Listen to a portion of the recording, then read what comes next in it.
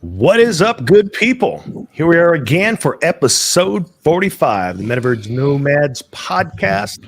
Here we are live every week, every Sunday at this same time. We're spread across the globe, so we're all in different time zones. So good morning, good afternoon, good evening to you, wherever you are joining us, wherever you are within the cryptoverse.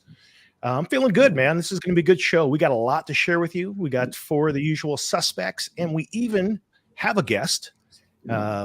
We have a guest that'll probably be joining us in a bit, but either way, we've got a lot of good stuff to share with you here. How are you guys doing? How you doing, Ray? I'm doing all right, man. We're healthy. We're here. We're building in the bear market, as they say. Yes, so we're here. Yes, indeed, man. Good. The memes are freaking hilarious right now. I saw this one. Where it was a bunch of employees at McDonald's, and they were both waving to someone. They said, "Welcome back, Diamond Hands." There's a good amount of McDonald's tweet memes going around for sure. Yeah, that's for sure. If you're on Twitter and you're not following McDonald's and you're in the space, you definitely should, because they come out they hit us with the memes every time there's a downturn. It's fun. Oh yeah. How you doing, Bonafide? Oh, I'm doing great. Good morning, everybody. We're all gonna make it. Good morning. Fancy Hat, what's happening, man? Yeah, glad to be back here, seeing all the regular names. Shout out Ra Mega, shout out Winston, and our special guest today, Lumina. Welcome. Lumina. Can't hear you, man. You muted? All the way, Turkey. There you go. Nice. There we go. Hey, guys. How are you?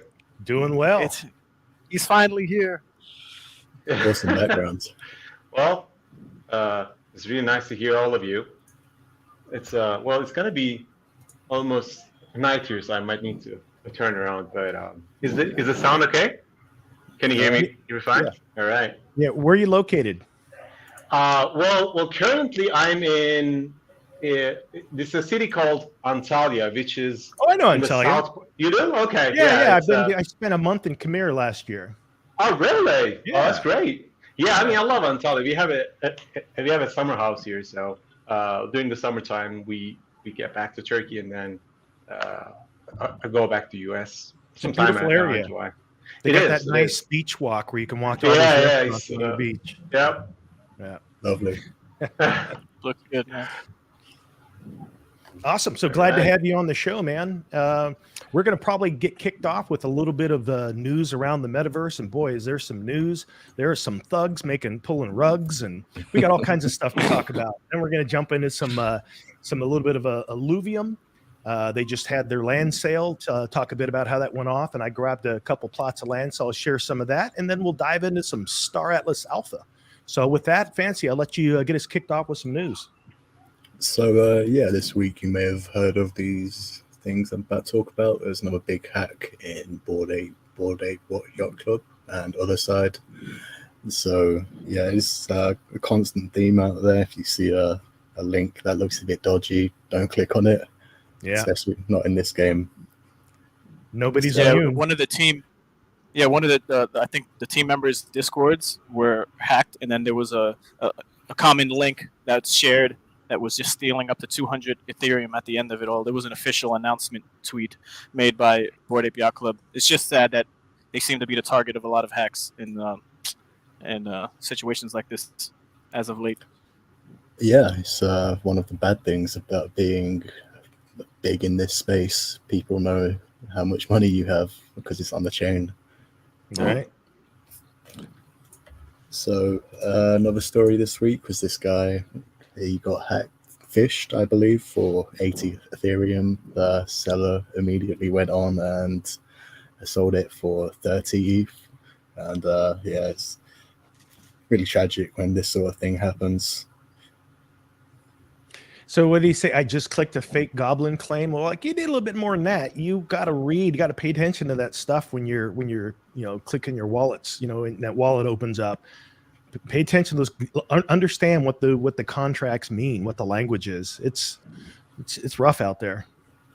Yeah, I mean, this isn't going to keep you safe from everything that's out there, but I think a lot of people have to get that muscle memory that you have from when you get an email that you don't trust and you don't click the link because you don't want a virus. It's very similar here. Don't click links from people you don't trust is a cardinal rule in the internet. And I'll tell you another thing that can kind of save your butt a few times is like, don't try and do everything out of the same wallet. Create different wallets for different projects. That way, if you do end up in a situation, it's not everything that's in jeopardy. It's just whatever is in that particular wallet you're working with at the time. Yeah, always have a burner wallet. Like just as saying, I posted up in our Cryptoverse 101 channel in our Discord. You can join up at gorome.io if you're interested. And there's a lot of YouTubers who give sound advice just like we do, and it's just general safety tips and tricks. But always cross-reference any link that you're going to click on with someone who you do trust, who you do know in the space. It could be one of us on the council. It could be a fellow citizen in Rome in the Discord, and just ask twice before you just do what you think is right, because the best of us make mistakes, and you can see the big guys on crypto Twitter space, losing lots of money from Fuckverse or Fuck Render. Sorry, a well-known artist in the space who came up and at the time he lost maybe like 40,000 AXS tokens when at the height of when AXS was at 170, I guess, or 150 at the high. So it broke his world, but he built back up as he's skilled in his own way. But yeah, there's countless stories of just double-digit millions just being lost to hackers and just from misclicking. So yeah, you got to watch out. Yep. So another story this week was this Anemon project turned out to rug 6.3 million's worth. And when you look at it, it's kind of obvious. It's just a blatant Pokemon rip-off. Yeah, you can immediately tell what type of things they're modeled after. But yeah, it was endorsed by Jake Paul, and anything this guy touches, you don't want to touch. I love the designs inspired by Pokemon, the whole 9 yards. Me, personally, I'm going to try to get a legendary during the public mint. But y'all better not miss this. Be ready for the mint. It's great to be. So I want to know, did he get that legendary? Yeah, that would hurt. Yeah. Got to be careful, man. Watering down your brand. Endorsing too many things. And this guy especially, he's got a long list of projects under scrutiny: Sacred Devils, Yomi, MILF, and Stick Dicks. So yeah, if he's touched it, stay away. He's 2.2 million on like the last total CoffeeZilla added up, and with this 6.3 million, keeps getting up there. And to no surprise of us all, the Federal Trade Commission reported around 330 million losses in scams in the first quarter of 2020 this year. What did they say there? Since the start of 2021, more than 46,000 people have reported losses over 1 billion in crypto to scams. Something light. Yeah, not that serious. And nothing compared to the federal government. That's the sort of thing that brings regulators in, though, right? Is they like to come in and start putting cases on people and passing laws, et cetera, to make the space less free because of stuff like that. So that's coming down the pipe. We're here to protect you. Yeah, right. Yeah. And these are the people that reported the loss. Imagine all the people who just gave up and forgot about it. Yep. So speaking of like crypto and laws, Lumina, you're in a country where they've kind of changed their opinion on crypto. You got like a quick, just like what's the status on how does Turkey feel about crypto right now? Well, that's a good question. It used to be, I mean, the population is actually they are very positive, but the administration wasn't. But apparently, with the inflation and everything, now the tides have changed. And I recently read an article about there's this electric car that Turkey is supposed to produce. It's called TOG, and it's supposed to come out sometime in a year or two. But the cool thing was they actually included an AVAX, an Avalanche digital wallet into the car. And they also, I looked up their website, they're also looking to recruit. They might even sell the car by using cryptos. Things are changing, and it's been a while. Well, the general public, because I remember reading another article created by the ING Bank. Apparently, the Turkish citizens, they are really positive against crypto. They rather have crypto accounts rather than have a fiat currency in their banks. And there's a big population is really positive towards crypto, and it is understandable because the inflation is really bad right now. Right. The Turkish lira lost so much against US dollar. Yeah. I mean, here I am. Everything is so cheap. It's crazy. Yeah. Yeah, actually, I mean, at some point I was actually looking and still may even consider Turkey. I've spent a lot of time there, really like it. And I love the idea that right now countries around the world, especially if they're having challenges with their own currency, are looking to become early adopters of crypto. And I think that because of that, they're potentially setting themselves up to see a boom as more adoption of crypto comes on. Right, I completely agree. I mean, especially the crypto world is really. I mean, I guess at this point consider Turkey as, back in the day I was saying, a second world country. Now because of the inflation, it's almost become a third world country. So for the second and the third world countries, I mean, I think crypto is a really sort of a good payway to fix their economic situation. I mean, if I was the president of Turkey, I would just buy pretty much Bitcoin. And actually, there was a video by Michael Saylor. He was giving suggestions to the Turkish president to buy Bitcoin. So, make a little hint, nudge. But one of my best friends is Turkish, and I plan on visiting. So I'll let you know, and maybe we could do a whole meetup. But yeah, I see the economy of Turkey turning around on its head for the better with crypto. I don't myself honestly see any other way. Because of where Turkey was at the time, almost becoming that first world status, and then now it's to where it is now. It's sad, but what else is the government going to do if they're the ones who kind of led the horse down this path? True, and just because of that, a lot of the people who have pretty much jobs, their second job is pretty much trading crypto right now. I mean, every time I come to this country, pretty much every summer, just more of the people I see is just like, normally you would go in a cafe where you see like 20s, 30-year-old age adults, and then even I see like 50, 60 or 70-year-olds are talking about Dogecoin or Ethereum. It's crazy. It is crazy. It's good to hear, actually. Yeah, it is, absolutely. I mean, I'm all for adaptation in any way. So because I think this is the future of finance, and it is really great to see that finally we are getting rid of the chains that the banks were putting us for all these years, and people are starting to realize it. Yeah, I think it's really important. Yeah, I like what you said about getting rid of those chains. It was interesting for me to watch how the first countries that went and adopted Bitcoin, the IMF would have something to say about it. They would want to talk to them. They would issue a couple of comments about it. And now as more and more countries adopt, you're not seeing that as much anymore because it's sliding out of control in a way. Yep. I'm looking forward to the first country that actually puts like their voting process on chain and their government spending on chain. Those will be exciting times. That's going to be real interesting. That's going to be the last domino to fall right there. Yeah. What else you got for us, Fancy? That was the end of Metaverse news, but yeah, just looking at the comments, it's great to have so many coexist people with us. Indeed. I think, especially like since historically Romans and Turkey have like a relationship.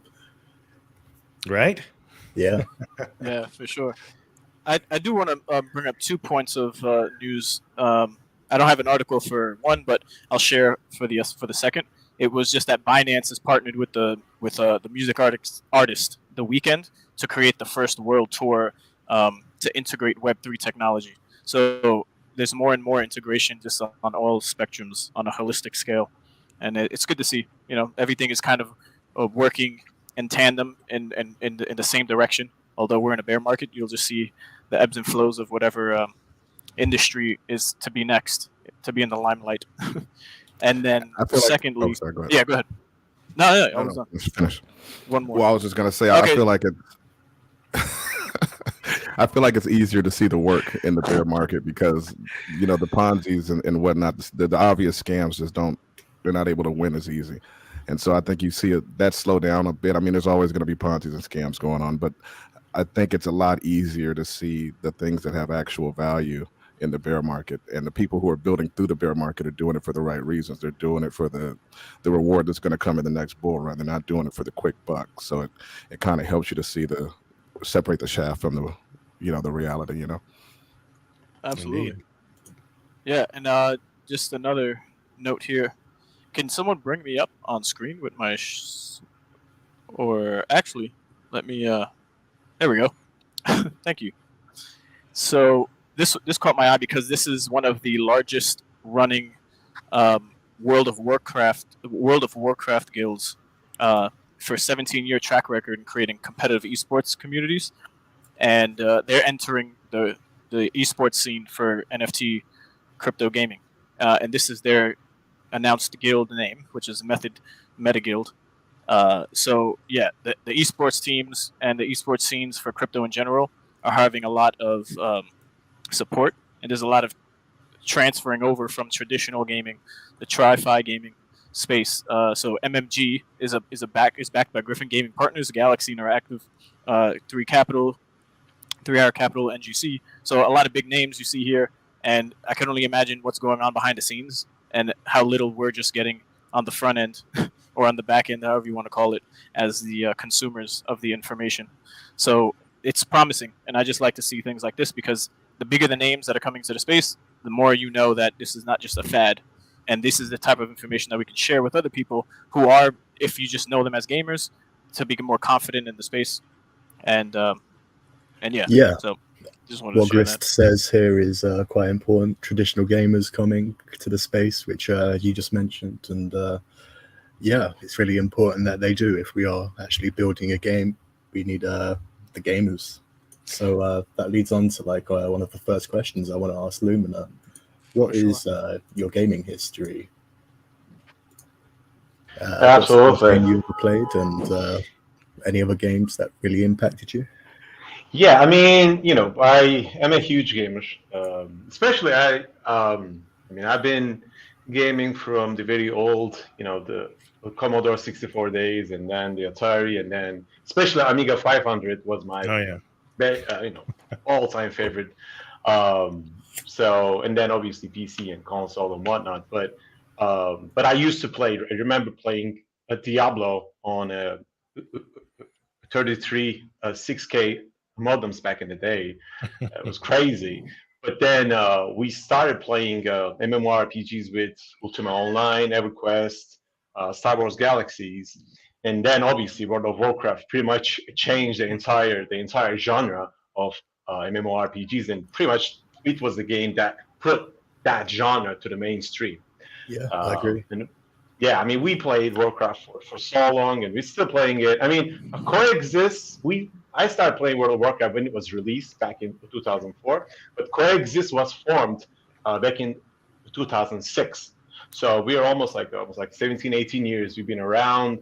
We played so many different type of MMORPGs, World of Warcraft, WildStar, Final Fantasy, Lord of the Rings, EVE Online, you name it. All of the AAA games that we played throughout the years, and we had fun all the time, and that's one of the reasons why we kind of stick together. But games have a special place in my heart because I'm a computer engineer. I'm actually a professor in Ohio at a state college, and I teach IT classes. I also teach a blockchain course too.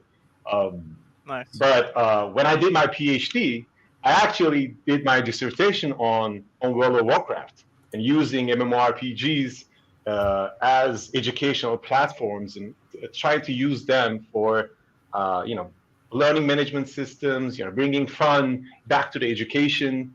And so especially that game, Warcraft, had a really special place in my heart. Hopefully, Star Atlas will be the next one. I do have a leading question from that, quite a short one. Horde or Alliance? Absolutely Horde. All day. Horde or Horde. Loktar Lorad. Speaking of that, I got a question for you. So when you've seen the movie World of Warcraft? Yeah. Was that a bizarre experience for you? I know it was for me to actually watch a movie and then see these places within them. It's like places you feel like you've been because, it's, how often do you have that experience in a movie where all of a sudden it's this fantasy world, but you recognize so many of the places? Was that an odd experience for you? Yeah, personally, there are a lot of mixed reviews about that movie. But personally, I loved it because I read all the books, and when they released the game, because back in the day we were playing Warcraft 1, 2, and 3, and Frozen Throne. It was all RTS.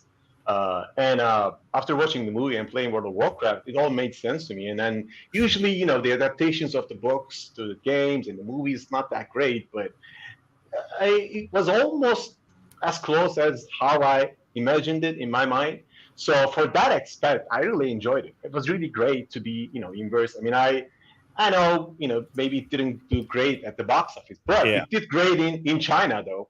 So, personally, I wasn't looking for this great, compelling storyline. I just wanted to see a world that I'd invested so many hours in actually come to life on the big screen. Right. Yeah. Absolutely. I completely with you on that one. Yeah. I think this guy did a good job. Yeah, he did. But a lot of people loved it. Especially, the people who play World of Warcraft, majority they loved it, but the generic audience pretty much didn't get it. But the people who started playing Warcraft with World of Warcraft probably had an issue too because the storyline was way before then, the actual MMORPG. So, but I enjoyed it. I loved it. I think one of the best, personally, one of the best adaptations. I think they did a good job of staying in line with like you said, I read the books back in the day too, and they stayed kind of in line with a lot of those stories, so I liked it. True. Yep, I agree. So, let's move on to the next question. What first brought you into crypto and Star Atlas? Well, that's an interesting one because, like I said, I teach IT classes.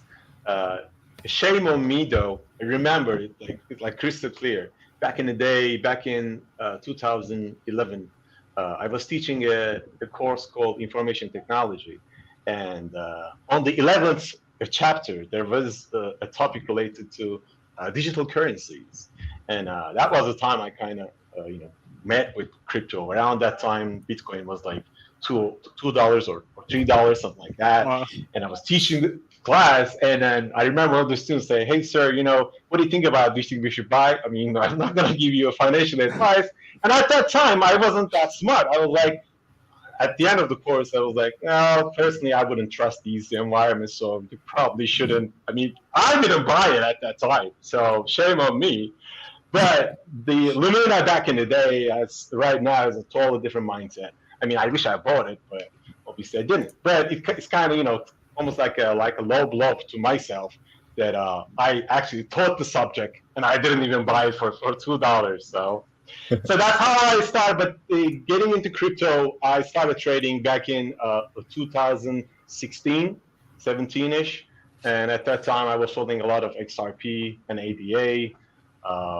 And then roughly around 2019, I started trading NFTs, especially with, I don't know, you heard of Vivi, Ecomi? It's like a digital licensed NFT project. It's out there. They have an app.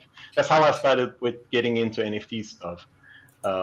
And then with the Star Atlas, it's funny because my brother, he showed me this game called Space EX. It almost sounds like SpaceX. Supposed to be like an MMORPG space game, and you're supposed to do like mining and getting different materials. And they said it was going to be a crypto. Yeah, you probably have seen it before. No, I'm not sure. I think it's called Space EX.io. That was the website.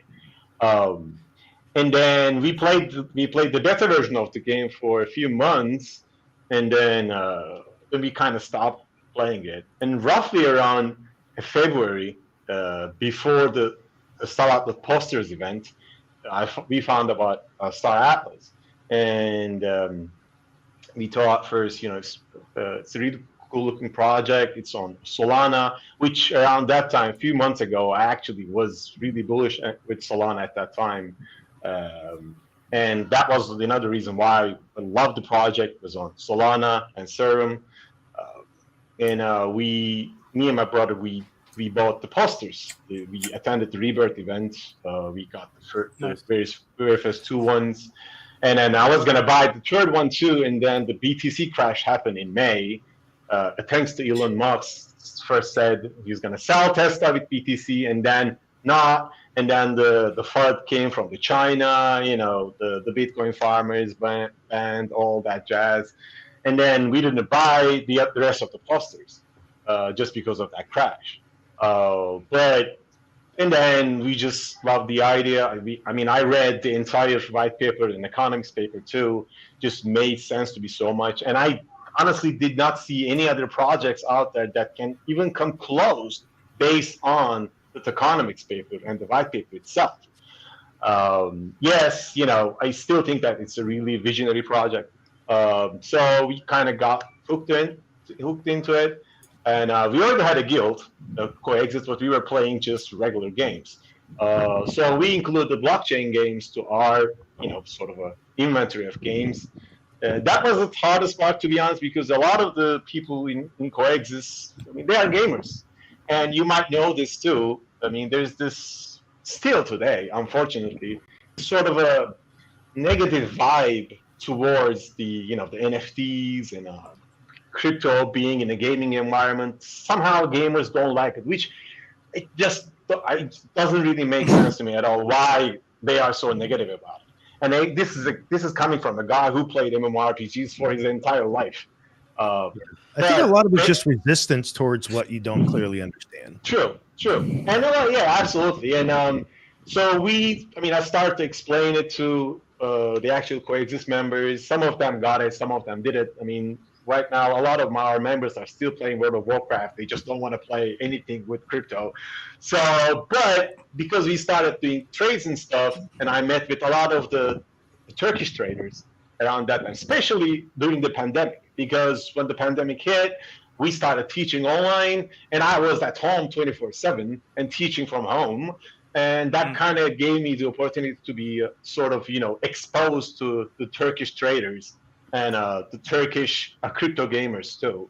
And then we recruited more people from the crypto world. Some of them were just investors, some of them were gamers, and some of them were both. So that's how it started. And then we started creating content, started doing Twitch streams every week.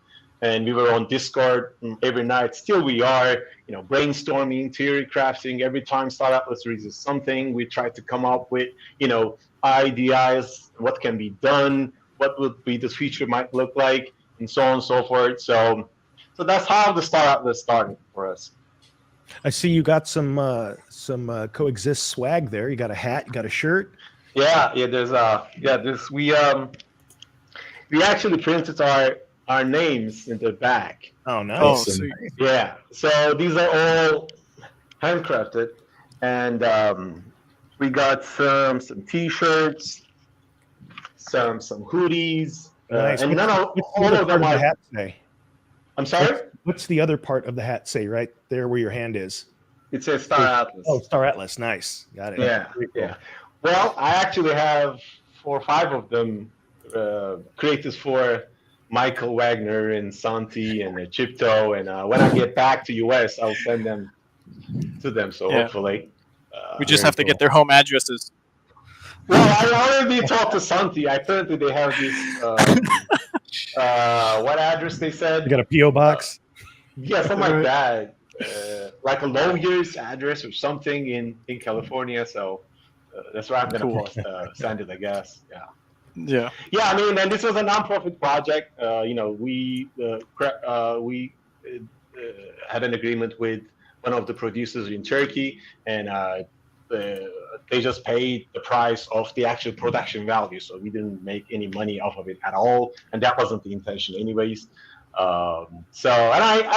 I'm a guy who believes in sort of a sense of belonging. I mean, and these type of little things really helps a lot in a guild environment. I mean, there's a reason why we are still alive after 17 years. So, I mean, you always see guilds are breaking apart in a year or two. And some of them just start and they are just done in a few months. So I think these are really important to have that sort of a being belong to a community, being part of something that is sort of a greater than life type of thing, because when you play MMORPGs, you are just when you go to work, you're just a regular guy at a computer shop or at the factory, whatever. But when you are in Azeroth, you are one of the paladins that you do something sort of more than life type of thing, and that helps with the gear and being in Discord and whatnot. Obviously, I'm a guy that believes in that. And I personally, like Star Atlas, we, like the gamers, I really hope that somehow Star Atlas team can start marketing towards the gamers and then grab them. Because I think this game has that potential to be able to create that bridge and that bond the crypto people and then the gamers together with the Unreal Engine 5 and everything and what's going to happen in the future with Star Atlas. I think the team, on some level, as many teams might already or should have a plan, in my opinion, is always being ready and building towards that bridge of, like what you were saying, for the traditional gamers to automatically just see why they would want to jump in and play, not just because of money. Yeah, fun is fun, but it needs to appeal to them with the base games that they've already been playing. And a conversation on complacency here, where earlier we talked about why don't people who've been playing MMORPGs just jump over. I'm thinking it's more of that, where we all go through it, even now, as futuristic as we are, operating the blockchain and learning all these things and creating guilds and DAX and all these things just for this new age Web3 metaverse stuff that we're doing. We're not even on all networks. I can't speak for everyone, but there's so many people who are just complacent sticking on Ethereum. And if you ask them about anything else, they don't care and they don't want to know, just because of all the crap they hear, but not doing it themselves. Just like with genres of games, like, oh, have you played a first-person shooter? You might like it, but some people know what they want, some people don't. But a lot of people are swayed by their emotion and advertising.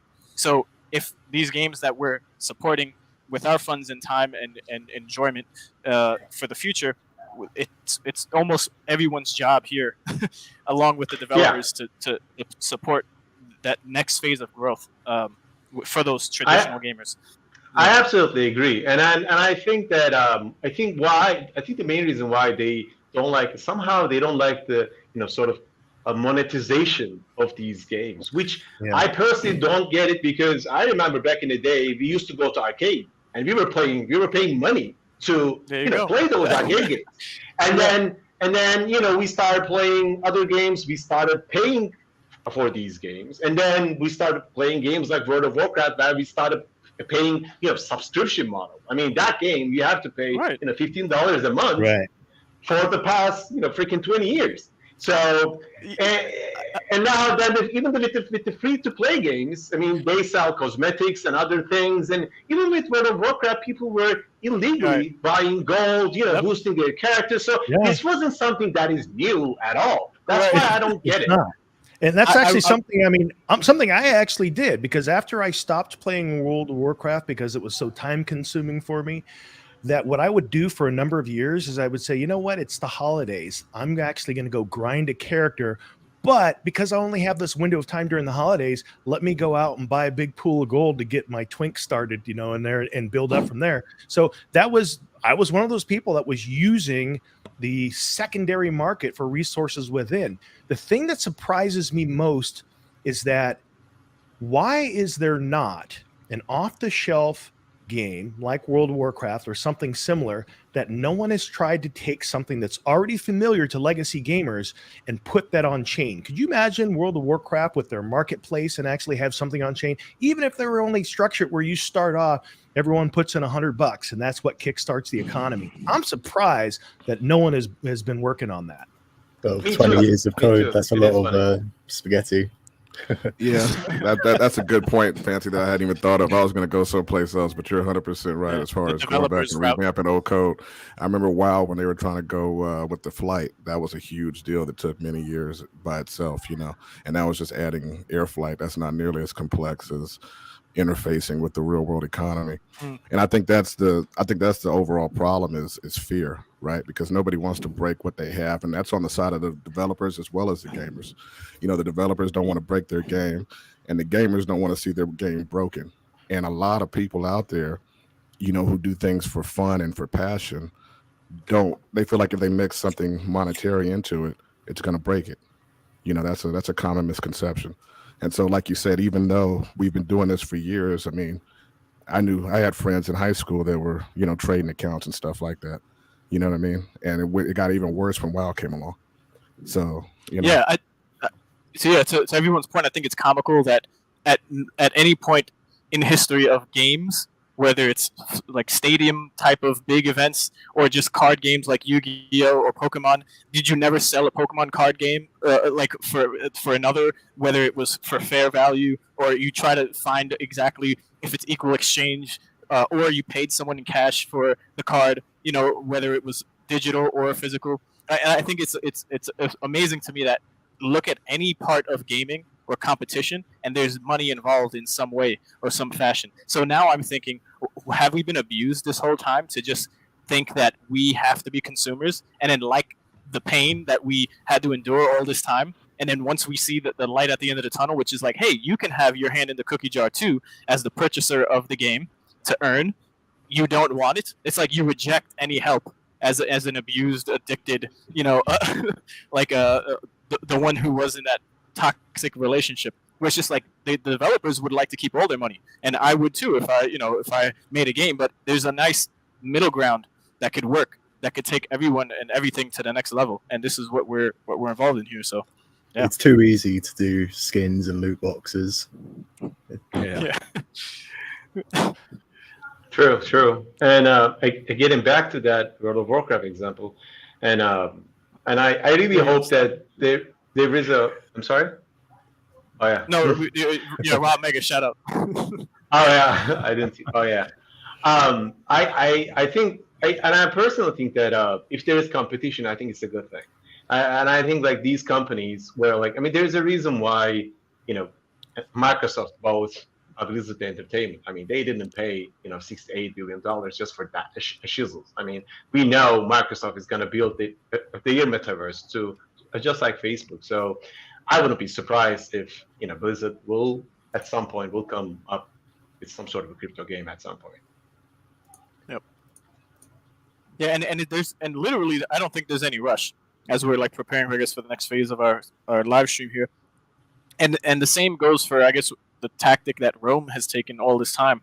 I feel like there's phases of these mad dashes to get ahead of what's going on in the space, as we see with NFT sales and the newest project and the newest generative art, whether it's a CCO or common rights where you get to do anything and everything. But before that, it was just, you know, get into mint, get on a whitelist. These larger companies or these guilds in the space that we're all having or a part of, it's just like we don't always have to be the first.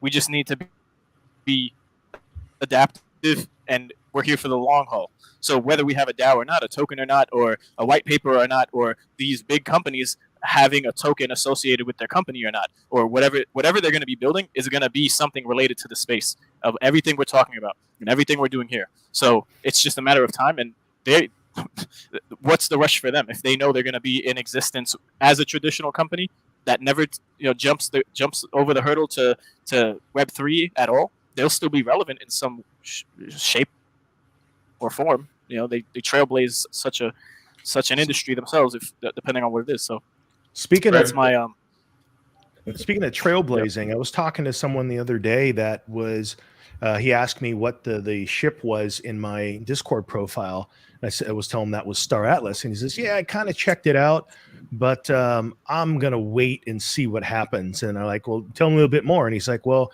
I was one of the early supporters of Star Citizen back in 2012. So here's a person, a lot of people that were traditional gamers said, hey, maybe this is a cool thing. They've been waiting on development for 10 years. And, hat tip to Star Citizen, because it's not easy being a pioneer. And for sure, on the side of what Star Atlas gets to do, not only do they get to pick up some of the development team, they get to leverage so many things that they have had to learn along the way. Plus, there's new tools now with Unreal Engine 5.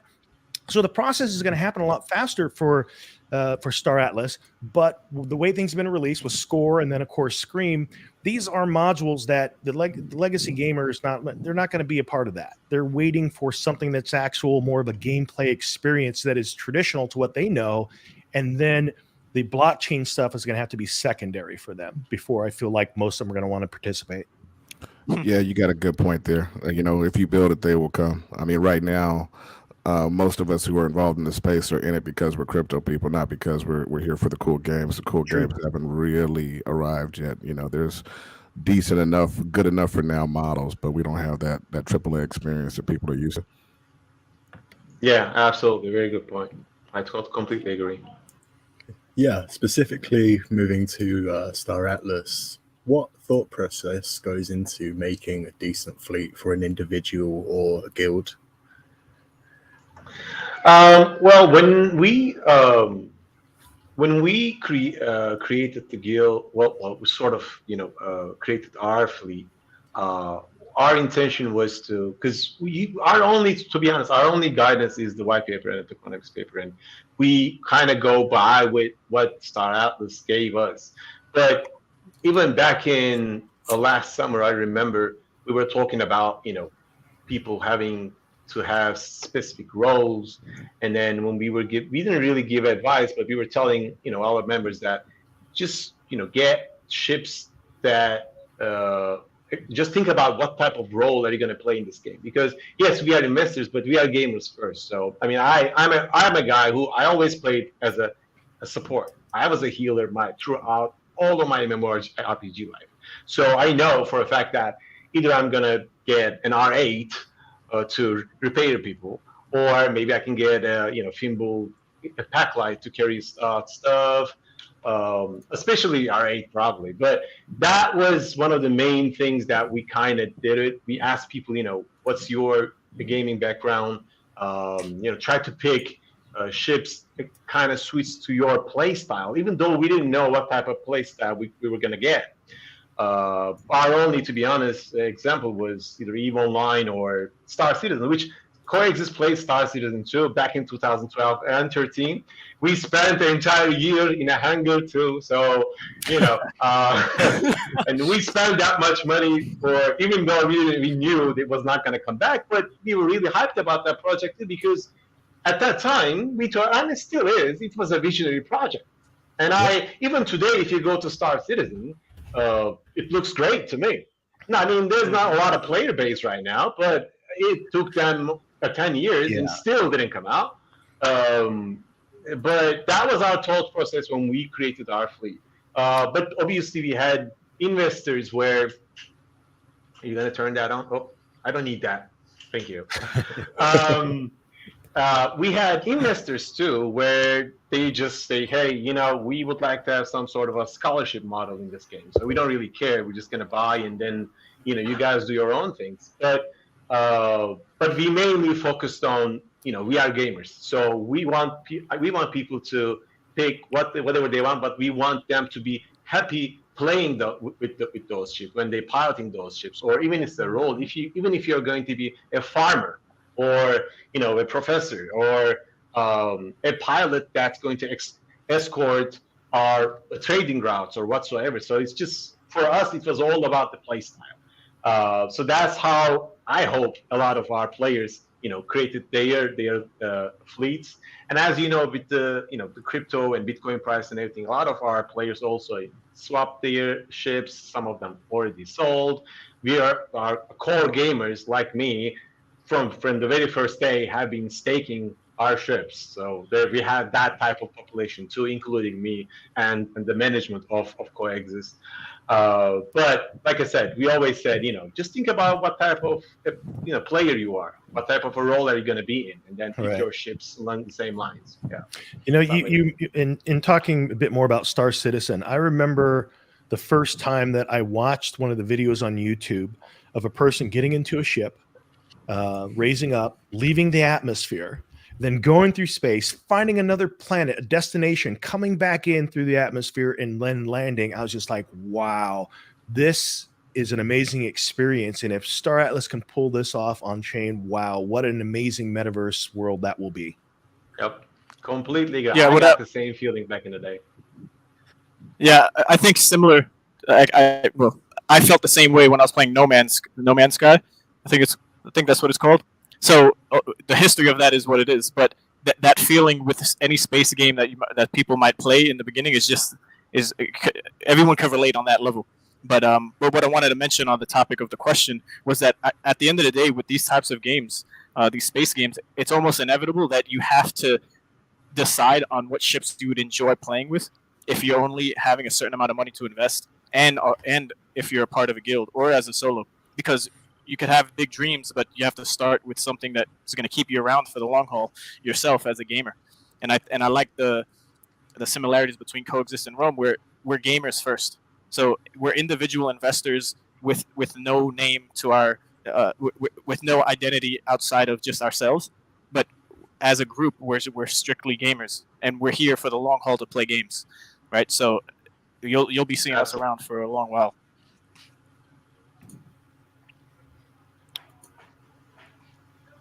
Nice. So yeah, I believe someone in the comments asked a while ago about your tutorial in the Unreal Engine. I'd like to know why you built it, and if we can see it. And is that using Lyra? Well, Unreal Engine 5, yes, but we actually built the first game was on Unreal Engine 4, and that the main reason was because at the end of the day, even though we are in the 21st century, there is still a language barrier. You can't really help it.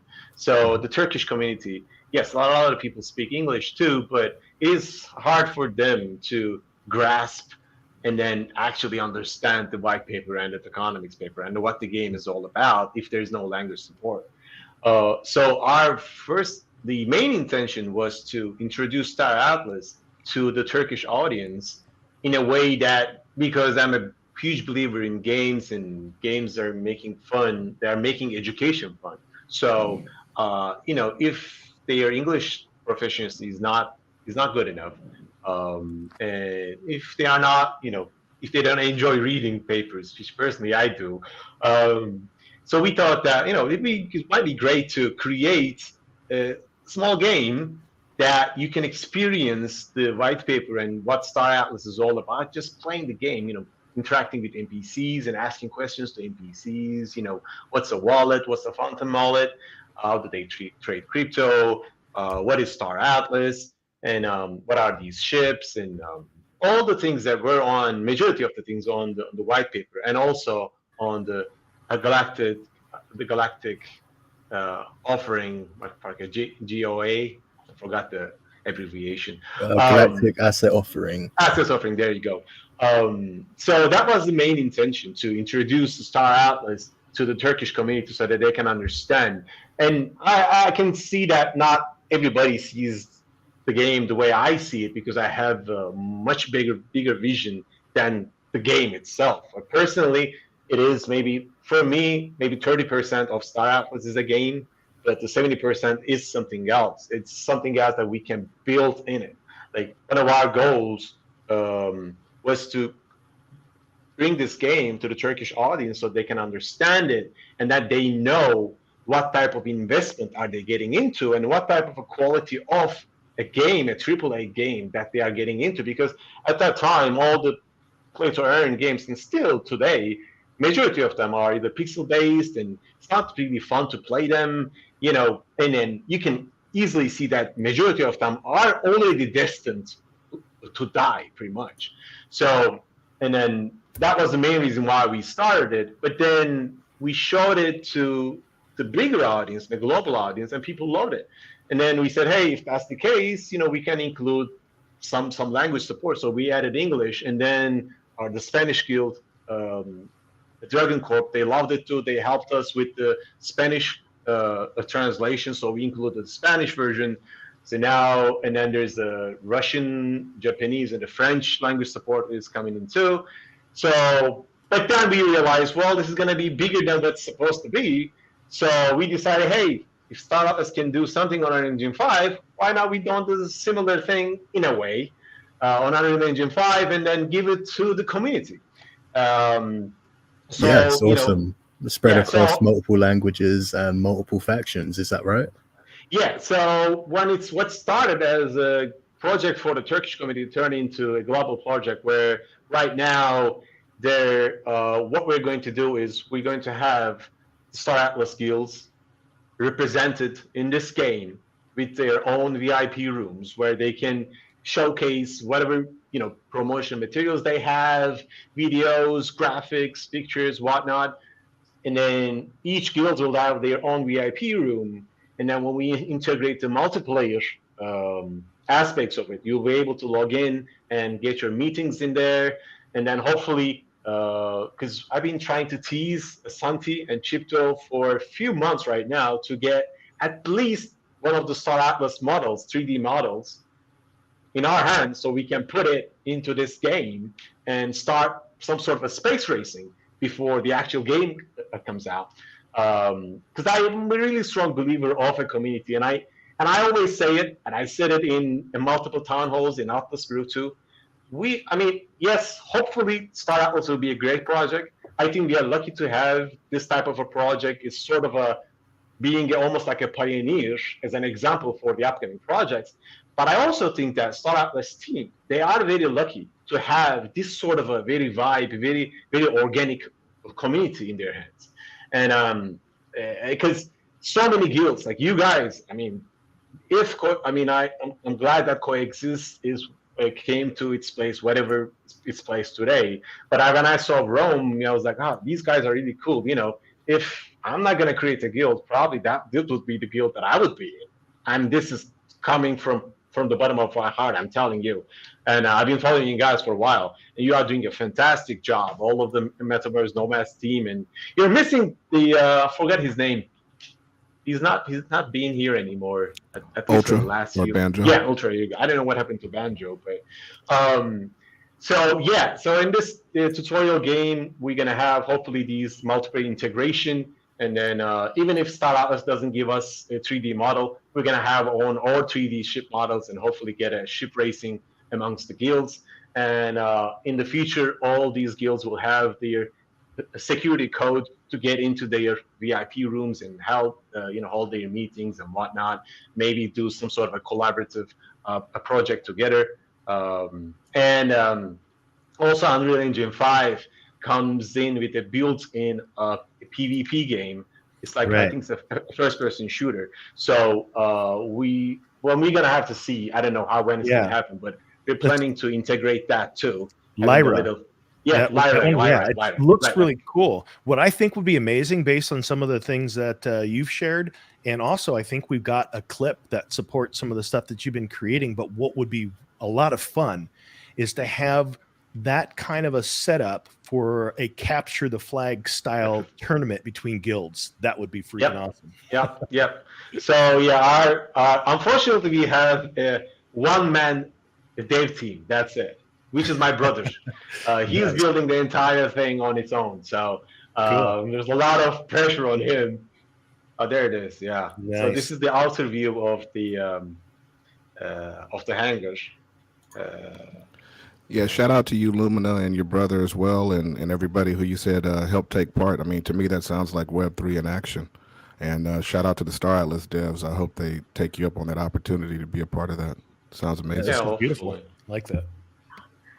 Yeah, this is the high res version. Not sure how well the video will play, but yeah, it's all really, really great stuff. You guys ready for it? Yeah.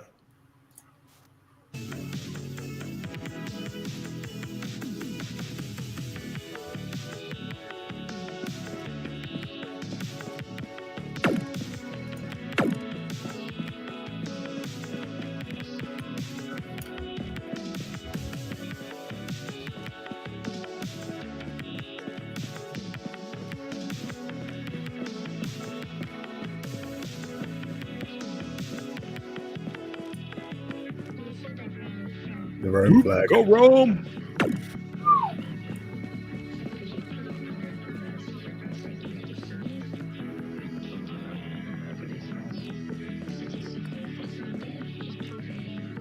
Skull and bones. Right next door. We should be worried. Nice.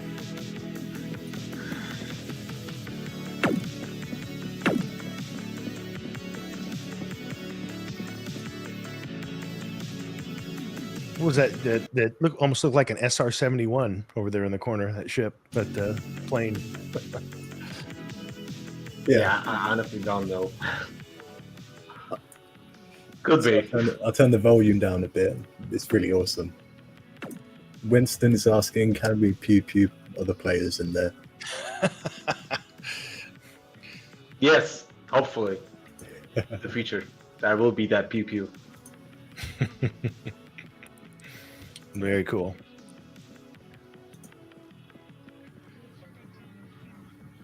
I like it. It's good stuff. So Come into you've my been office. modeling this all of the pictures we've been getting in all these alpha leaks. Yeah. Well, yeah, this is pretty much, yeah. I mean, we didn't release this version of the game, so today is the first day and it's happening on your stream, so. Nice. Appreciate it. Premiere. We're so Yeah, honored, absolutely. and I just want to extend thanks and gratitude for you and all of Coexist and everyone in the space who's just contributing all the while up until now. And it's just it's such a pleasure to have this to our disposal while we're waiting for the ultimate, Star Atlas game to come out. Yeah, it's a great contribution to the community as a whole. Yeah, you guys are doing great. Thanks. Thank you. Appreciate it. And I'm being completely honest with you, and seeing guilds like Rome, where they, the guilds that prioritize a gameplay and having fun and understanding, being in a community. That same thing goes for other guilds like Final Frontier, Interstellar Alliance, and I know you guys are not part of UMO, but I strongly suggest you do at some point. But it feels really, and that's why I said multiple times, and I think the Star Atlas community is by far is one of the best community out there. I wish the coin price and everything reflected that, but it didn't. But and like what if, and that's even it's a big if they can even accomplish half of what they said, what they mentioned, especially Michael. Like personally, I have the big vision about Star Atlas, where I'm planning to build a college, a university in Star Atlas, where we're going to offer a different type of courses, and people will have NFTs, and they'll get into these courses, and they will learn from each other. Yes, it seems like it's sort of really far off, but with the integration of cross-chain platforms and being able to just jump from one metaverse to another. If you just think about it, just 10, 15 years ago, we didn't have anything called the social media, and right now people cannot even live their life without using Instagram. So I feel like these type of platforms will be something like that, and these type of guilds like Rome, like Coexist, and others will definitely help to build this community and the metaverse. Yeah, that was awesome. I like Well how said. much it looks like the actual showroom from just one of the vantage Right. points. Yeah. Yeah, totally does. That's cool. Yeah. So what else we got, Fancy? Do we want to jump into some Star Atlas Alpha yet? We've got some things that some talking points at the very least. And do we have anything before that? No, you can take it away. That was great, Lumina. Appreciate you sharing that. Absolutely. Yeah. So before we get into some of this Star Atlas Alpha, I wanted to mention that we have some stuff on the Illuvium land sale. If we don't cover that at the end of the show, depending upon how much content we have on Star Atlas, we will talk a bit about that next week. So one or the other. So with that, I did want to, one of the things that's afforded to us as members of the Discord for Star Atlas, for those that support the server, you have access to the Foundation Room. And one of the things that they don't allow within the Foundation Room is to show video and imagery. But things that are shared otherwise, they can be discussed. And we do have some of that with us here. And we've got some alpha from Chipto himself, who we've had on the show, a friend of the show here. We plan to have him back on as well. And also some things that were mentioned from Bunthius. So with that, it's always good to, I mean, they do such a good job of sharing insights. But one of the things that we've seen as kind of a turning of the tides over the past couple of months is most of the alpha used to come from Bunthius, but Chipto, now that he's been a part of the team, he is clearly kind of leading the way in the strategy of how Scream is going to develop, because he's the one that seems to be on the fly with really having his head wrapped around where they are with things and what it's going to look like. So with that, one of the things that Chipto mentioned is that we will be keeping the actual number of star systems and planets a mystery for the time being. And so this has always been a question for me, because we know the hierarchy from the top down is, of course, you've got the Star Atlas universe as a whole. We don't quite know how big that will be, and eventually it will likely expand over time. But then it goes down to the three factions. It has, of course, the three different zones of safety, from the safe zone to the mid zone to the high risk zone. And then, of course, within the factions, you have regions and planetary systems. So, yeah, we don't know what those numbers are going to be. But as he's mentioned in the past, it's probably going to be smaller to start with, just enough to not really be congested kind of thing. So that's one of the things that was mentioned. We want players to be able to zoom into their ships and fleets and see them in 3D. I love that. And I love the idea that you can kind of play with scale, because it kind of gives you more of a feeling like, you know, when you, I mean, I'll give you an example. You guys remember the video they just released recently where it looks like you're doing a ship flyover, and then all of a sudden you realize that's just a turret. That's one of the turrets on the Guardian. And so, you know, that ship is, I mean, it's obviously a huge ship. It's like 300 meters, but it's pretty cool when you can zoom into that much detail. And of course, anytime and some of these points aren't really worth talking about, but if you have any thoughts on these, any of you guys, absolutely feel free to jump in and share your thoughts on it. Yeah, I have that video loaded up if you want to rewatch it. Yeah, sure. Let's. So, I mean, when you first see this and you're looking at this, doesn't this look like you're just looking at the top of a ship? I mean, you're like, what ship is this? And as you get a little bit closer to the front here, you're like, okay, can't really tell the ship. We can tell it's parked outside of the showroom. And like, what is this big thing? All right. Still can't tell what ship this is. And then all of a sudden you begin to realize that is just a turret that's sitting on the side of this Calico Guardian. Wow. Look at that. Beautiful. He's a beast. A multi-role, which raises the question, what characteristics in Scream will a multi-role have? Because Scream is where ships are now going to start playing a role in missions and what you can do based on their functionality. Right.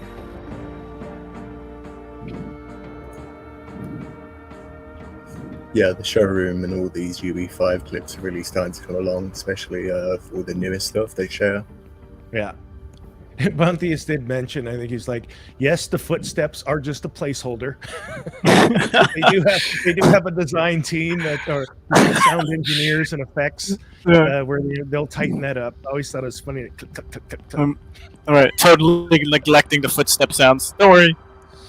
I wonder if like the smaller creatures will have lighter footsteps. Right? You're gonna have to get small people in to get like two of the sounds. That'd be weird. The beast of Looks a ship. amazing. So one of the things mentioned here, I'll make sure I didn't pass anything. Yeah. So star bases are used for crafting. So so essentially, no matter where you are, if you're out doing something away from a star base, you got to go back to a star base for crafting, and players will not use their own refineries. So the things and the buildings and structures that we as poster holders, those of you that are early supporters and have posters and have structures as a result of those posters, those aren't applicable in the version of Scream right out the gate. And also, it's mentioned here that once resources are at a starbase, players will need to choose what they craft. So, yeah, we're just getting little bits of information that kind of start to give us a picture of what the experience of Scream is going to look like. Manufacturing refers to the R4, which is the fueling, food, ammo, and Toolkits. repair. And what? Toolkits, for repair. Yep. Mm-hmm. And no components and modules or crew. And ship manufacturing, of course, is not going to be a part of the initial release of Scream. We are designing incentives such that players will feel motivated to move their ships from Score to Scream. And for those that are new to Star Atlas, if you're just watching this, Score and Scream refer to releases of Star Atlas. For example, Score right now is such that we can stake our ships. It's a ship staking mechanism. But also we have to refuel with those 4Rs. We have to feed our crew and all that sort of thing. But as we move to Scream, Score will be phased out over time, and Scream will be the one that they continue to develop upon. And so there's going to be incentives to get people to move from staking their ships to actually being involved in the process of gameplay within Scream. Yeah, and Score is the current process we have right now. Scream refers to ship, combat, resource extraction, and manufacturing. Yep. And for those of you that haven't played Stellaris, I think it's a great game. And it may be something like if you have some time, you want to jump into a game and you want to play something that is essentially, as Chip2 would say, the inspiration for the model that is Scream that'll be coming out, then Stellaris is that source. So that if you want to kind of brush up and kind of get a feel for what inspired Scream that's going to be coming out, Stellaris would be the game to be checking out. He also mentions Here's just a quick image that I found. Really awesome. Does remind me of the map that they shared recently. Right. Yep. I have a funny story about that. When I think it was in the beginning of May or something, that Chip, after the town hall, he did say that their biggest inspiration was Stellaris, and they actually mentioned it back in November too, but they didn't really make a big deal out of it. But then back in May, he actually said it on Twitter Space, and then I told this to the guild members, and then I told them, hey, you know what? If you guys want to play something right now, you're better off playing Stellaris. And I remember that week, somehow the purchases on Stellaris on Steam went just crazy. I would assume the entire Quakes is pretty much both Stellaris game. So you can also tell, one project affects another project vastly. So it's crazy. So we've been playing Stellaris for a while, just to get used to it and get other players being familiar with the fun game interface. Too. Yeah, it is. He goes on to say here that terraforming is the mechanic that they're going to introduce in Scream. However, they have theory crafted a lot internally on how it may be implemented. It would likely heavily lean on collective player action and even localized DAO DAC initiatives to influence the direction of a planet and star system.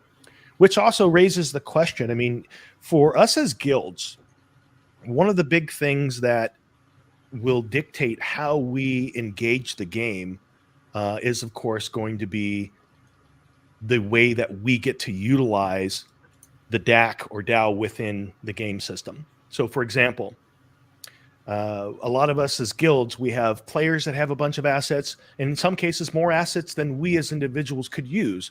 And of course, we want our guild members that have less assets or may not have many, but have the willingness and desire to participate in the game to be able to take part. And so hopefully that will be built into the DAC so that we have some way to be able to say, hey, we have these resources, but we want our other guildies to be able to be on this ship or utilize this this mining rig. And so I'm really curious to see as they begin to share more about what the DAC is going to look like, because that's going to be a key ingredient for how guilds are able to collectively take part. Yeah, it's going to be the combat that's really interesting to me when assets start getting taken off the board, especially building them. Absolutely. So what else we got here? We've got, in the full vision of our combat system, we will have damage efficiencies against shields, armor, hulls, and power, depending upon the damage types slotted in the weapons, HP, and missile bays. Scream combat is more simplified since it is reduced scope to meet our delivery timeline, which makes a lot of sense. They're already going to be pumping in a lot of detail just by the fact that each ship type is going to have factors that are based on that ship itself and the role that it plays within Scream. So that is already a lot to take on. So I would imagine that, yes, those other things would be a part of a later initiative. All ship stats in Scream are unique to each ship. There you go, right there. And are a function of the ship's loadout, form factor, role, and manufacturer, which raises the question, because we know that the ships that we purchased are coming with a full loadout. Things like, Calico Guardian, which is, my favorite ship. As a multi-role ship, it has hydroponics. So does that mean that you're going to have reduced need for food? And also, is it possible that there's a way to make it so that the ship produces a surplus of that of food, so that, again, because now with Scream, it's going to start to shift to a player-based economy where the 4Rs are being created by the players instead of being provided at an infinite level by the system itself. So it'll be interesting to see how these play out. And I'm curious for you, Lumina, you mentioned that your role in World of Warcraft, you liked playing the role of a healer. Had you looked at any of the support vessels? You mentioned R8 for repair and refuel and that sort of thing, but have you looked at the med techs and and rescue and anything like that? Does that appeal to you at all, or you pretty much looking to more the R8? Well, actually, they do, and I still didn't make up my mind about because Calico Evac the same thing, the medtech, and then here's the thing though, because we have been staking our ships from the very first day. I don't know. I think Viticus, you mentioned the same thing too, with the because we spent a lot of we made a lot of investment in Star Atlas, and I mean not that crazy investment, but we're at the point where, because the ship values are almost 50%, some of them are down 50%, more than that. I'm looking into different options at this point. Definitely, I know for a fact that when the very first ship that I got, because you said Calico Garden is your favorite. My favorite is actually Business Opera, because I really loved Opera, and even though, yes, I would like to be a support, but I think in Star Atlas, you can play a support as a repair, a mechanic, or I think you can also play as a support as a guy who will bring, intel, get those scanners out, check out the star system, the galaxies and the planets, and see if there's an enemy or, natural resources and whatnot, and, being able to trade that intel and help the guild by using that. I think that I also consider it as a support role. Maybe it can be sort of almost like a rogue type character in World of Warcraft, but still you are kind of sharing the information. So it is I feel like it is a supportive role. So I'm leaning towards more to ships like RA and especially Visa Support, because that's by far my favorite ship of all.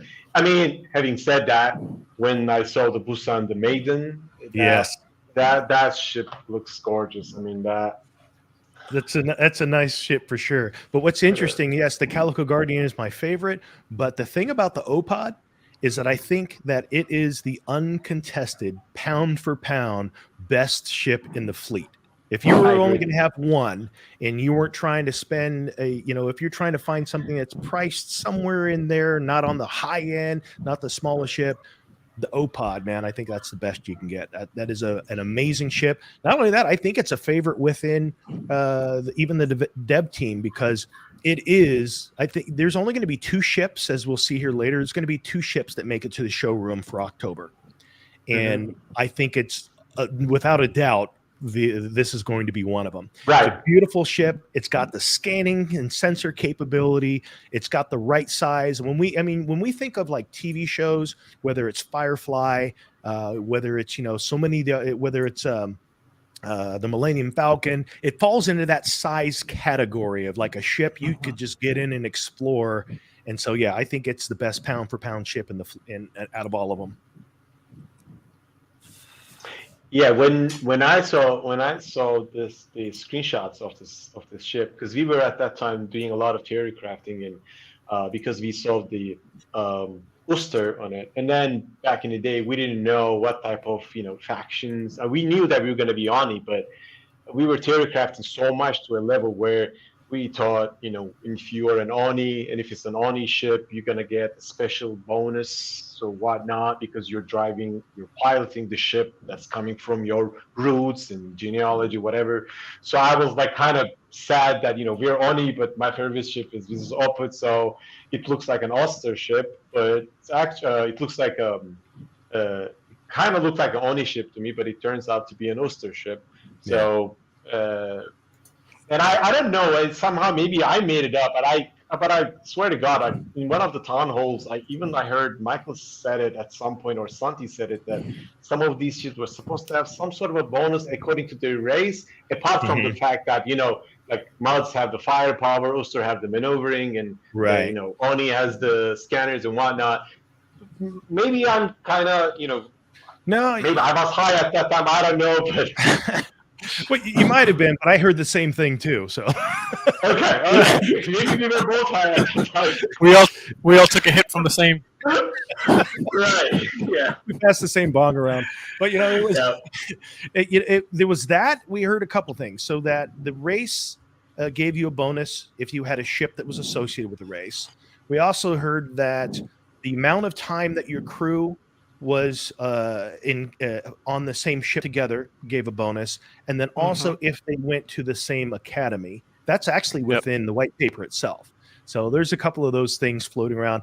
At what stage of development and what version of Scream or what version of gameplay will actually see those things be a part of the influence, hard to say, but yeah, I recall some of what you were saying there as well. Yeah. Let's see here. We've got, there will be no module swapping in Scream, since ship config is a massive scope. Yeah, it absolutely is. Though we intend to build that next. To answer your question, someone was assuming that ship config is live. It depends on the ship's role.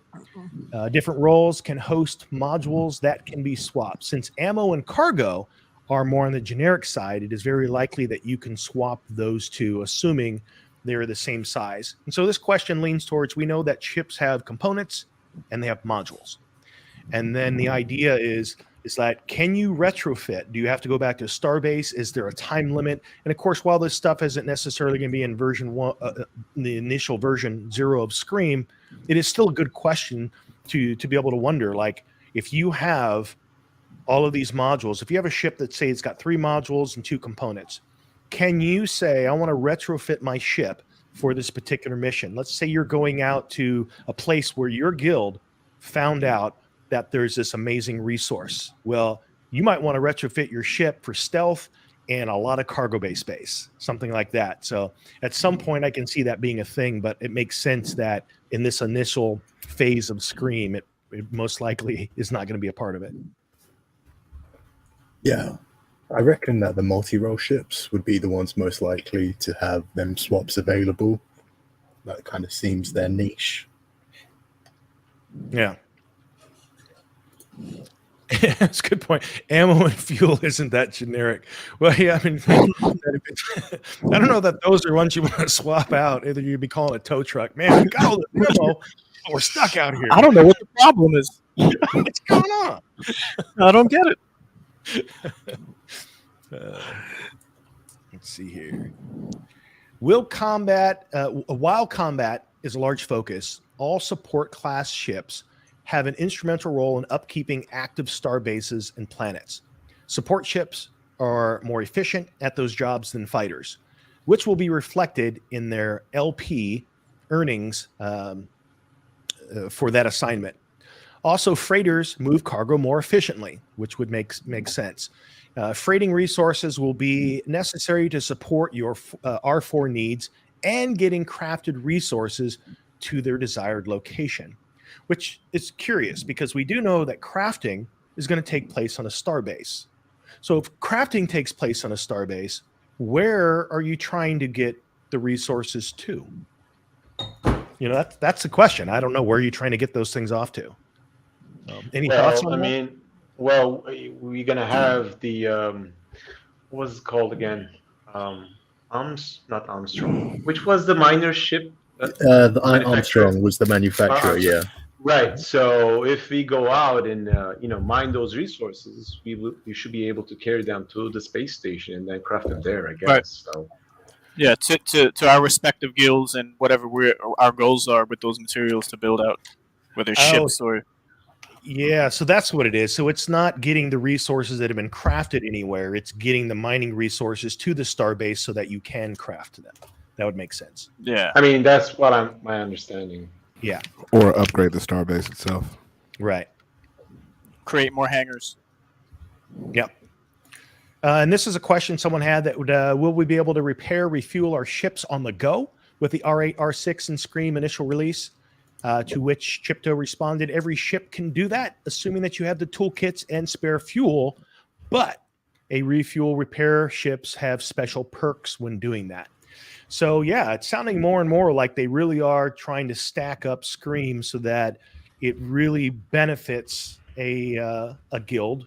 And that's another thing too. It's a lot of these things sound like they're leaning towards like collaboration is going to be a big part of really making things work within even the early releases of Scream. But the more rounded your fleet, the better off it seems like you'll be as far as perks and being able to navigate some of the missions and things more smoothly. I assume one would have to go back to a starbase to refuel and repair. It's like if you have toolkits on board, you can self-repair any ship on the go. Yes, that's currently how it works. However, bringing extra fuel and toolkits takes up precious cargo space, which that's great. I like that that's a consideration. Because you can imagine that situation where you're out in deep space and it's like, man, we planned for this long trip. And so we've got this cargo bay full of stuff to support us on our trip, but we just found this amazing resource. What do we jettison all of these supplies that we have to be able to get this resource? So you actually have to think about your cargo space. Well, I can already hear the min-maxers in the community trying to figure out the exact math on how much fuel and toolkits they need to get to a particular destination. So by the time they get there, they'll be empty and ready to load up. Yeah. Yep. I also wonder what the process is going to be. Like, what if you miscalculate? Are you calling on a tow truck?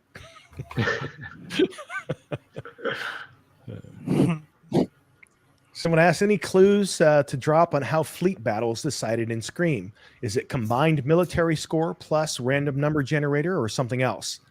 To which Chipto replied, very astute prediction. We'd like to wait on opening up the combat discussion, but we're heavily focused on refining it at the moment. So if that's an astute prediction, then yeah, it sounds like it will be a combination, or at least those will be factors that you are as a fleet. You know, for example, like right now, we do know, or we've heard that there is going to be a snapshot for your ships that are currently staked in score. And then once that snapshot has been taken, at that point is when you'll want to consider unstaking your ships. Because if you do it before, then you may not, like, for example, I think it's already been like 160 some odd days since the score started.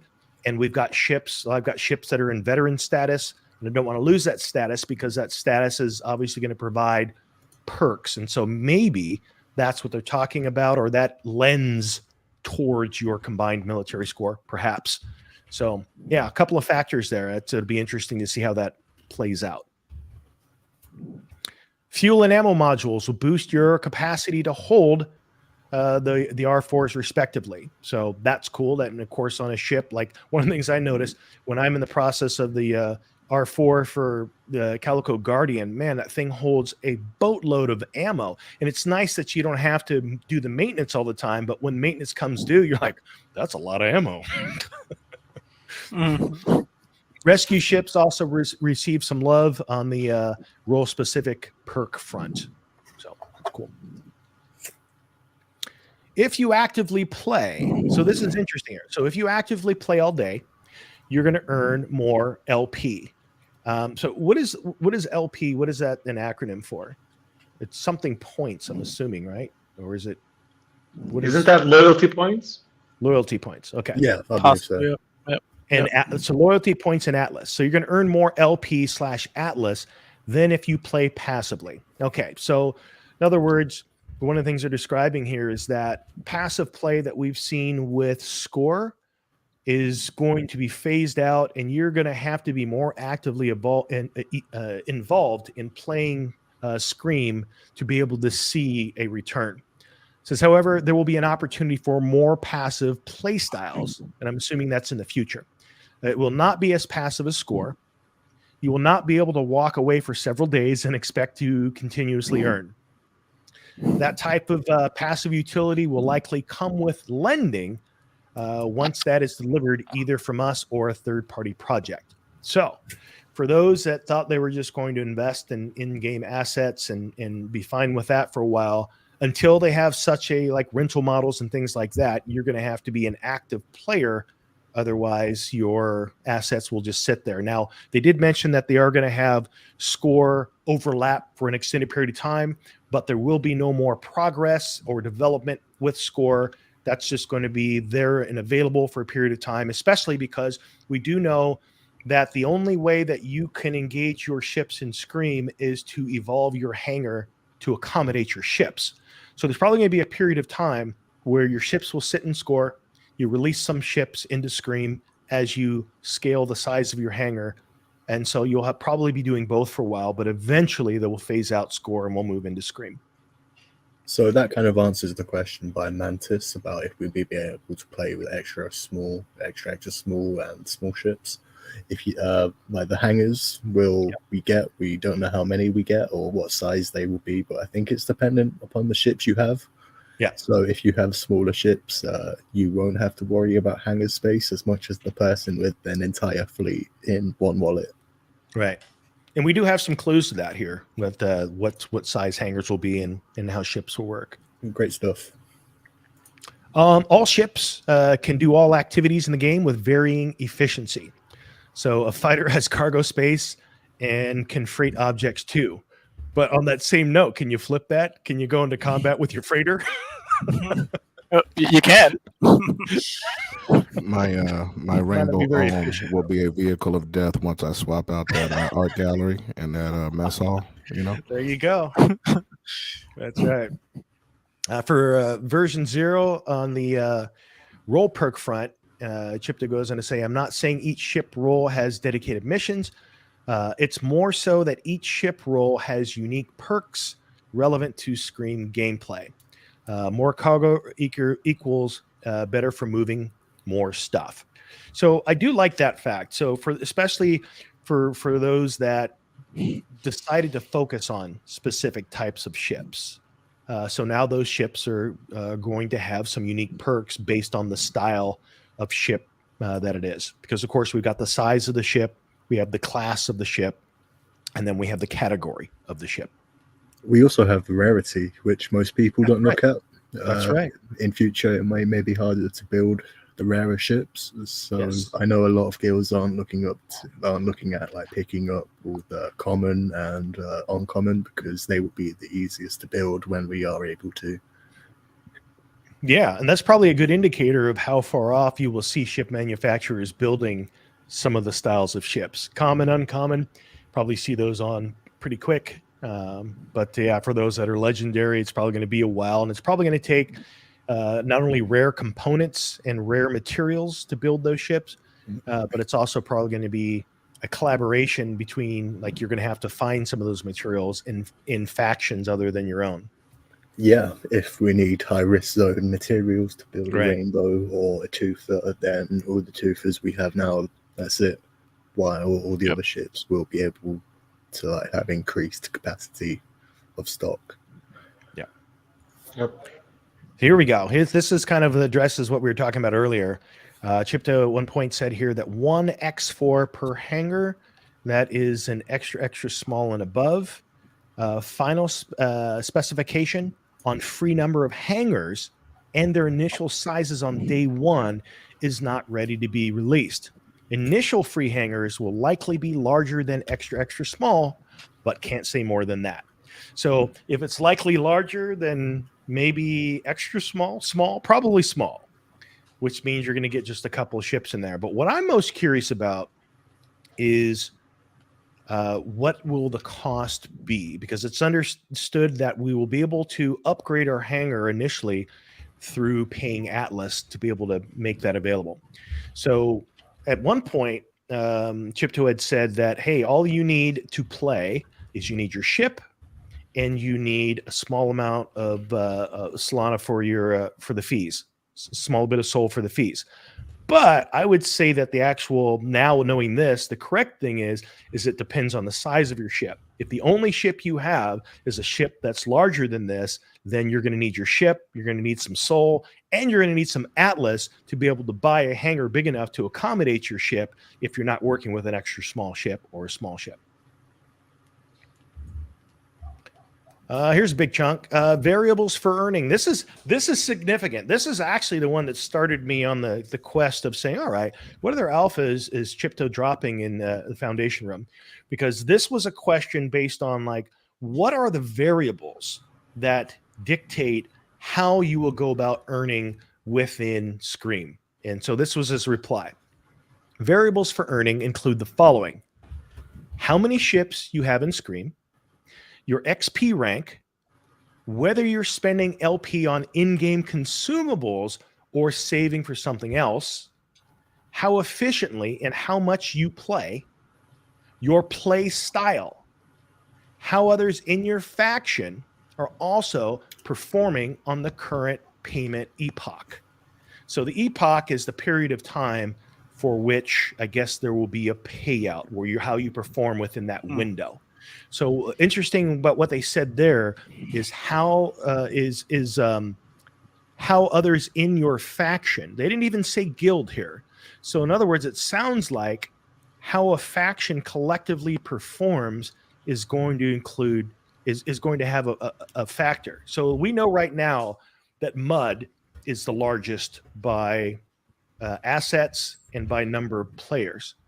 So does that mean that potentially the deck at the beginning is stacked against the other factions?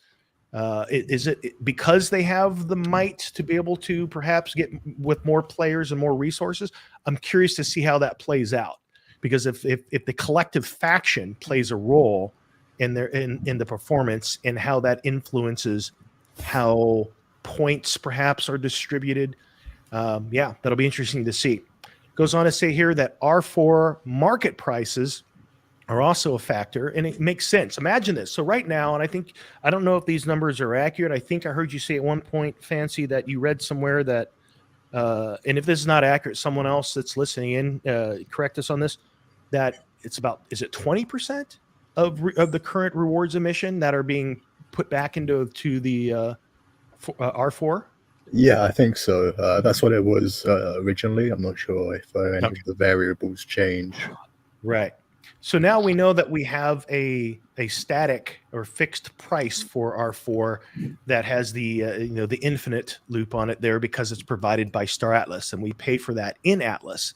However, as they begin to switch to a player-based economy, we're going to begin manufacturing those. And so once the market switches to what the market will bear, which they obviously have to do because that's the switch you flip to all of a sudden make it a player-based economy, will those prices go up? Will they go down? So all of a sudden, it might be a bigger factor that there might be a shortage of ammo, or because someone cornered the market on ammo, you might actually have the price of ammo go up considerably higher. I'm reading here what OCG Thor said. Didn't Wagner say earlier on the smallest faction will have a bonus as a leveling of faction, so no one faction gets too overpowered? That's good, and I think it's important, especially as in the early stages, so that you don't have a runaway faction that is like breaks away for an extended period of time, and it's difficult for other factions to catch up. So hopefully they do have a little bit of adjustments and nerfing and some levers that can be pulled to kind of make it even gameplay across the board for the different factions. Volker, it says here that what was that one? What did he say there? I want to bring that back up. I was curious. There we go. Oni has more polis. That's interesting. Yes, right. We're playing the long game. And of course, what's interesting about that, you say that, and it's funny that actually is the case, because it should be the case, because Oni being, with Diplomatic. political and, politics playing a role in kind of some of their buffs, then of course they're going to need some polis in there as well. So it's interesting that that's how it plays out. What I find interesting about that is the idea that the people who chose Oni as a faction already kind of leaned in that direction, and so those are the people that are picking up all the polis. You're seeing that play out in real time. Right. Yeah. Good stuff. So we had R4 marketing price and whether or not you're making your own or you're purchasing R4 from the market. So maybe that becomes a thing. Maybe it becomes such that the market itself has such fluctuation in prices for a particular resource goes up considerably that guilds say, look, we need to devote some of our guild resources to making our own to be able to support our efforts. So that's pretty cool. You can imagine how that's going to slow down the development or the objectives of a particular faction and its individual guilds that live within the faction. If everyone's going to have to contribute something of what they were originally planning to use it for something else, then it's going to be a little detrimental, I guess, for the timeline of things. But I guess we'll see when the time comes. Some other factors here: how many star bases you own, how many planets in their tiers does your faction currently occupy? So it sounds like one of the big factors, and again, I think that this is beautiful in the sense that it lends towards collaborative gameplay. This is what's going to fire up the guilds to really get excited here, because it's going to be a collaborative effort, and there's going to be this push-pull for territory between the different factions. And so it sounds like at the end of an epoch, however much your faction has occupied, or if you push boundaries back, then rewards within that faction will be greater than the other factions that perhaps didn't do as well. It also goes on here to say that if you died in combat or on a kill streak, these are other factors. Yes, because if you die in combat, get your ship blown up or something, then of course you're going to have lost a bunch of resources, whether those are the 4Rs that you might be packing with you or resources that you've gathered and are in your cargo bay that go bye-bye. And also, another factor here, how many new players are coming into the game and are active? So what this tells us here is that there are a lot of factors. And what this tells me, at least, and I'm curious to get your guys' thoughts on this, is that this first release of Scream is pretty ambitious. I mean, they have their hands full. When you can work this many factors into a first kind of a release of gameplay, even if they didn't get all of these, this is a lot. I mean, even if they got some of these, it's substantial. And I think that the playability and the enjoyment and the collaborative effort and experience you can have with others in your guild just goes up exponentially when you have all of this stuff built in. Absolutely. Shout out to the Star Atlas dev team. Can you go back to that previous one right quick? I mean, because when you look at such a large block of factors, not only does that make the game more in depth, right? You can go deeper as far as immersion goes, but also what I'm seeing is a whole lot of levers that can be pulled when it comes to keeping the in-game economy healthy. Right. And this is something that we've seen a lot of the previous attempts at creating a blockchain-based gaming ecosystem. A lot of the weaknesses they have is just not having enough levers they can pull when they have hyperinflation come into the game or deflation, as the case may be. Exactly. And that's actually the thing I've always been most excited about. So the thing I like about gameplay and a lot of the strategy and crafting games and things that I've played is that I like when you have a whole bunch of different aspects that start to form a real economy. And I'm super excited to see this switch to a player-based economy for the resources that we need within the game. That's super exciting to me. Not only that, but one thing I've noticed about Star Atlas, and there's only a couple of games that I've seen really focusing on that in the space, is the idea of keeping values from going too high. You know, that deflationary aspect, keeping, you know, I mean, everybody wants their assets to go up in value and have the big moon day. But the fact of the matter is, as far as a sustainable economy, you want sustainable growth. You don't want that big boom. And projects are learning from each other. One of the things the Illuvium team is doing in that regard is that the land sale they just did, your land is going to be producing fuel. But they also have levers they can pull so that fuel costs don't become runaway and they also don't go too low. So I like that they're thinking ahead to say, look, we want to build real economies, not just economies that emulate the real world, but actually better versions of them because it's on chain. And I think that the thing that excites me about that outside of gameplay is that I genuinely believe that we are going to learn things within the metaverse through projects like this that will be applied in the real world. Absolutely. Politically and economically, I think. Indeed. Yeah, very good point. I agree. Ford says he thinks it's going to be much more of a game than people expect. Sorry, I cut you off there. Yeah. Yeah. All right, what else we got here? Peer-to-peer refueling, repairing are a stretch goal for the first version at the moment. Can't definitively state whether it will be in version 0 or in subsequent upgrades. At a minimum, assume if you own those specific support class ships, you'll enjoy a perk to support your own fleets. So again, like you were talking about, Lumina, it's like, you know, you like that idea. You've played support roles in the past, and this is it's a great looking ship. And by the way, when we first saw that ship, the ship looks small, but it's a big ship. It is a big ship. And so it's pretty cool that you can now, that can be a role. A person can, like, not only can you play that role, I can imagine that over time you can become skilled at it because there will be nuances to how you operate and the things that you think about when supporting your guild in a ship like that.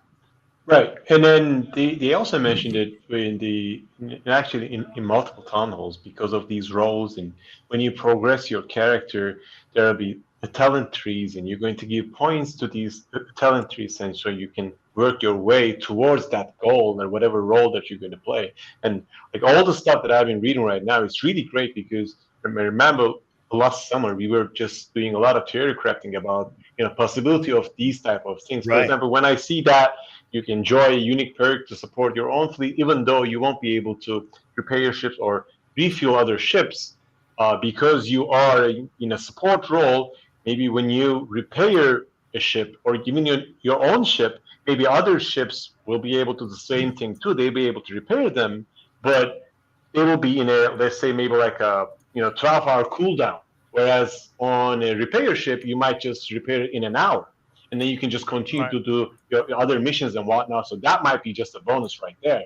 Right. Even though, it's still a theory crafting, but I can assume they would include something like along those lines to, right. Because I can tell by these alpha leaks where they are really focusing on the roles and they are trying to push the game, the players to actually play the game with their specific roles and get used to those type of play style, which is I think this is great.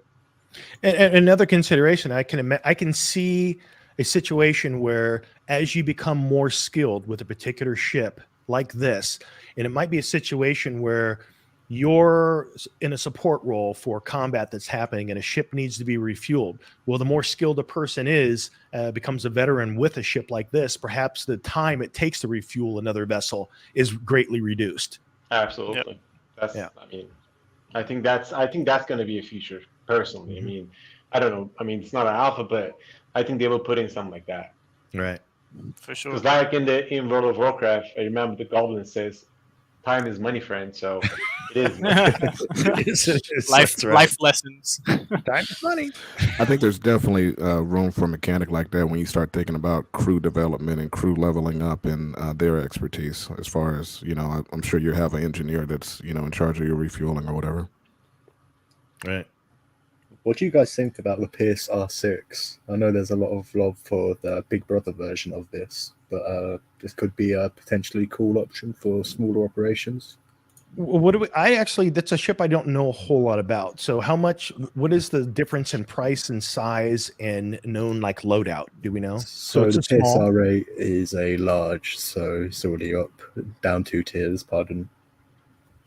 Okay, so this is 28 meters in length. It's a small ship listed as repair uncommon, and it's got a loadout. It's got a pilot, co-pilot, and a repair engineer, and then it's got a good number of components. So, yeah, cool. Yeah. 2 small hard points on a little repair thing. That could be all you need. But if it's not in a threatening position and it's just a small job, then it could be a waste to send a big $10,000 ship to wherever it needs to be. So it sounds like this isn't going to refuel unless it maybe has a module, but it's mostly designed for repair, probably. Let's check that.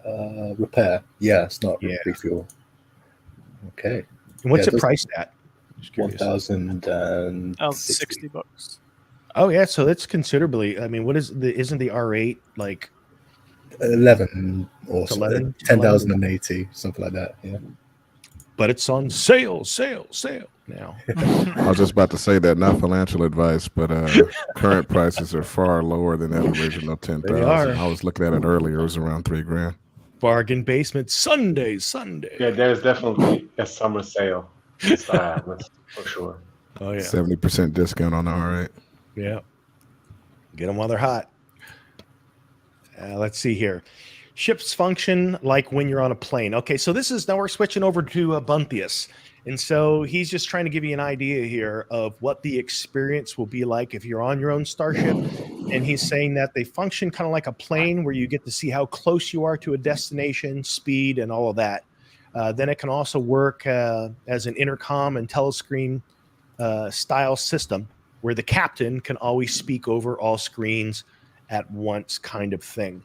So while obviously that's a future, that's not a part of Scream, but I've always wondered what that will actually look like. And I don't know, do you know this, Lumina or anyone else?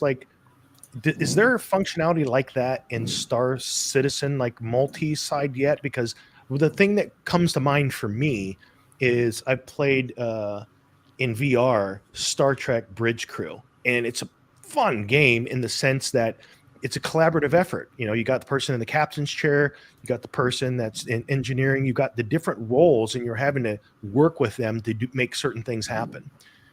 Does Star Citizen have anything like that, or is the only videos I've seen, it's one person jumping into a ship?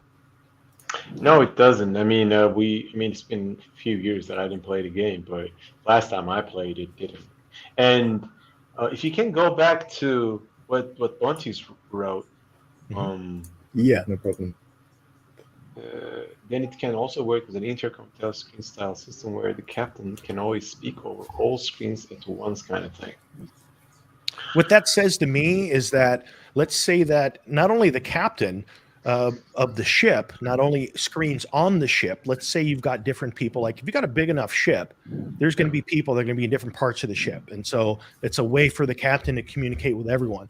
but I can also see it be something that a fleet commander does to communicate collectively to all ships within a fleet if you're on a mission of sorts.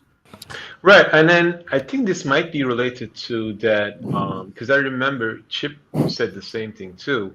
Because when we get to play the Unreal Engine 5 game, we're gonna get to have a top-down view and a third-person or first-person view too. I guess with the top-down view, you'll be able to control all these ships. Whereas you get into first-person, then when you're in the ship, you can look at different screens, but when you are controlling multiple ships, for example, let's say ships function like when you're on a plane, you get to see how close your destination, but it can also work as an intercom telescreen style where you can always speak to other screens that I would assume that would be either different parts of the ship or maybe parts of the fleet.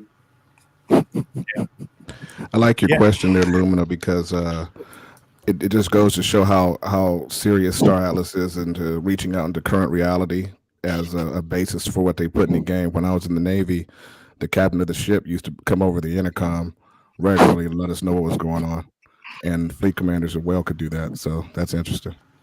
Yeah, Me and Ray are chuckling at this comment. I'm gonna rickroll the entirety of Rome.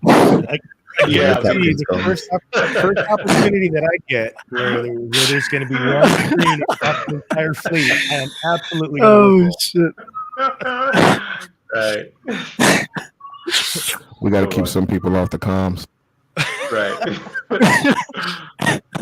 You're on janitor duties if you don't listen. But so this tells us a little bit more about a couple things that are alpha here. There's 2 ships planned for the full showroom released in October. So this suggests that the full release of the showroom is slated for October, but it also hints towards the fact that there may be some other releases prior to it. So we don't know what I don't know if it's been mentioned what those 2 ships are, but I think we can count on the O-Pod being one of them. If I was to guess, it would be this. Yeah, The X4? I think this one and the Opod, those 2 will be the first 2. This was from a while ago, and it looks ready in this. Nice. I mean, are we gonna be able to test? Are we gonna be able to test drive these things? I assume so. Yeah, that's cool. You scratch and it I, and buy it. And I think they already finished the texture of X4 already, and Visa's Opod was already there in the Christmas video, so yeah, it's very apparent that these 2 are the people. Good stuff. Okay, what do we got here? There's currently 27 artists just on ships across 3 teams. ATM TA, Spearsoft, and Vert Paint. There are 14 ships in full production. That team is growing, but respectfully, these ships are of higher than cinematic quality down to individual bolts. In the movies, you can't get close enough to the surface as you can in Unreal Engine 5, which is pretty amazing when you think about it. And there's so much application for Unreal Engine 5 and so many things that we're even seeing that spill over now into movie production. But he raises a good point here. Is like, as we saw that flyover of the Calico Guardian, the detail is just amazing. And now it's literally down to the bolts and a lot of these ships that these ships have removable components and modules, and the detail is there. So it's pretty impressive. And they do have a lot of teams that are working on this. You got something, Ray? Muted. We can't hear you. Sorry, false alarm. It says if you're looking into other games doing similar ship fidelity with interiors and all that, 4+ months is very normal, and we're pushing beyond that fidelity, currently pushing the boundaries more than any other game in the industry. We aren't bottlenecked here. 14 simultaneous ships do require consistent standards, though, and are getting all the builders hitting that same quality bar at the start of pre-production. Takes some effort, but as the asset libraries grow, the production rate will scale dramatically. So when you think about it, I mean, it is pretty amazing to think about how many people and how many teams are focusing on the quality of these ships. And so that really has me looking forward to see what the showroom has to offer, even with just 2 ships. I really, it's going to give us a pretty strong sense of the spirit of what is being created. He goes on to say that some ships have up to 5 people working on them. More on the reason for that will be revealed soon, but generally 2 per ship at minimum. 1 builder, 1 lead, and 1 art director for a ship. 2 of those 14 ships are done and pushed off to sound, animation, visual effects, and quality assurance. There's a team dedicated to ships and nothing else. There are some overlap where the concepts artists who are working on future ships have the skill set to build 3D to assist full production. So yeah, that's exciting. I mean, it's interesting. Whenever you see a project like this kick off, there's this long waiting period. And of course, we all get antsy and we want more. But it is clear just by the bits and pieces that we see over time that there is a lot going on under the hood at Star Atlas. Yeah, and someone was asked, did you say the full release October? He says, I did say full release of Showroom in October, as there are a number of items that we want to be a part of the experience. But as you said, we want to get the client in players' hands as soon as it's feasible. It's going to be a fun summer, in his opinion. Yeah, I just think it's just the most refreshing thing to have a team being this detailed, with everything that's going on different parts of the team. It's great to see. Yeah, I agree. So yeah, that's all. I mean, there was a bit more, some other stuff about the DAO that was shared from Wagner, but for the most part, I mean, that's plenty of alpha drop from things within Star Atlas. And it's exciting, and it's kind of for all of us that are trying, especially those of us, we're leading guilds, we're part of guilds, we're trying to wrap our minds around our strategy and our approach. And so all of these tidbits give us just a little bit more to help us kind of frame how we envision our approach and how we're going to collectively collaborate and approach the game. Yeah, that's a really great summary. It's hard to keep track, especially in a downturn, but yeah, there's always enthusiasm at Rome. So there was another ship released this week. I don't think we looked at it yet. It's called the Ogrika Tersic. It's a medium fighter, and it's quite beautiful, really. Yeah, the Ogrikas are growing on me. It looks massive from this vantage. You can see all these tiny people around here, but I assume like the majority of this is just like decorative and flowy, so it's not. Yeah, doubt it will be that useful. I wonder that too, because we see, like I mentioned this to you guys before the show, that it looks like there's just it's beautiful in design, but does that represent a bunch of whole vulnerability? Yeah, it looks like it's built to be aerodynamic, but it's a spaceship, which kind of confuses me. Right. In the vacuum of space without the resistance of an atmosphere. Yeah. That's why like the Rainbow Arc is completely feasible, just a giant block. Right. But, the yeah. inside is spectacular. Look at that. It's amazing. It might have some transformation capabilities. You never know. See all those Dr. Evil chairs? Just like that. These look like humans. All right. Oh, yeah, I guess so. Yeah, I didn't realize there were people sitting in there. There was 2. It was pilot and co-pilot, perhaps? Another one as well here. Oh, there's another one. Yeah, okay. Yeah. Interesting. It is a really nice ship, and the colors look very expensive.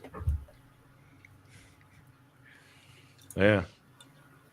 So medium fighter, 4,400 available, 2,475 USDC. Metal, medium, and fuel. So I would still pick the Calico ATS. The fact it doesn't have an interior just because the gun is so big makes me really impressed. Cool. If you go back there real quick, a ship that I don't have that I think is an incredibly sexy ship that at some point I may figure out is that Opal Bit Boat. That thing is a beautiful looking ship. Yeah, right transports are in a weird place because all ships can transport. So unless this can carry like a substantial amount more, and That you last need that last extra image you transport showed room. there Mhm. with the transport, it looks a little cramped though. If that's the actual body sizes in there, get in, people. We're going. Let's see. Let's look for the inside. It's a lot of pictures. Yeah. Yeah, that's nice. Wow, that's interior. Huh? Okay, pretty cool. Yeah, carry them in style. That's the idea. But Like the Cantina bar right there. yeah, transport is a weird one because people can be carried by any ship. So Right. unless you're guild or you have a lot of people that need to be carried, that like over limits your capacity to carry, it's hard to justify transport. Like a lobby is cool, but Opal Bitbo, that's a big chunk of money. Yeah, which makes you wonder, like, what do you guys think are some of the perks of a ship that is designated as transport? Is it speed and efficiency of fuel, or like, Maybe it lacks weapons, but increased speed, maybe stealth, or I'm not sure. And I think accommodations and being, because I remember all of these, at least a lot of the transport ships, they have this, because they say the same thing with the info, luxury accommodations and whatnot.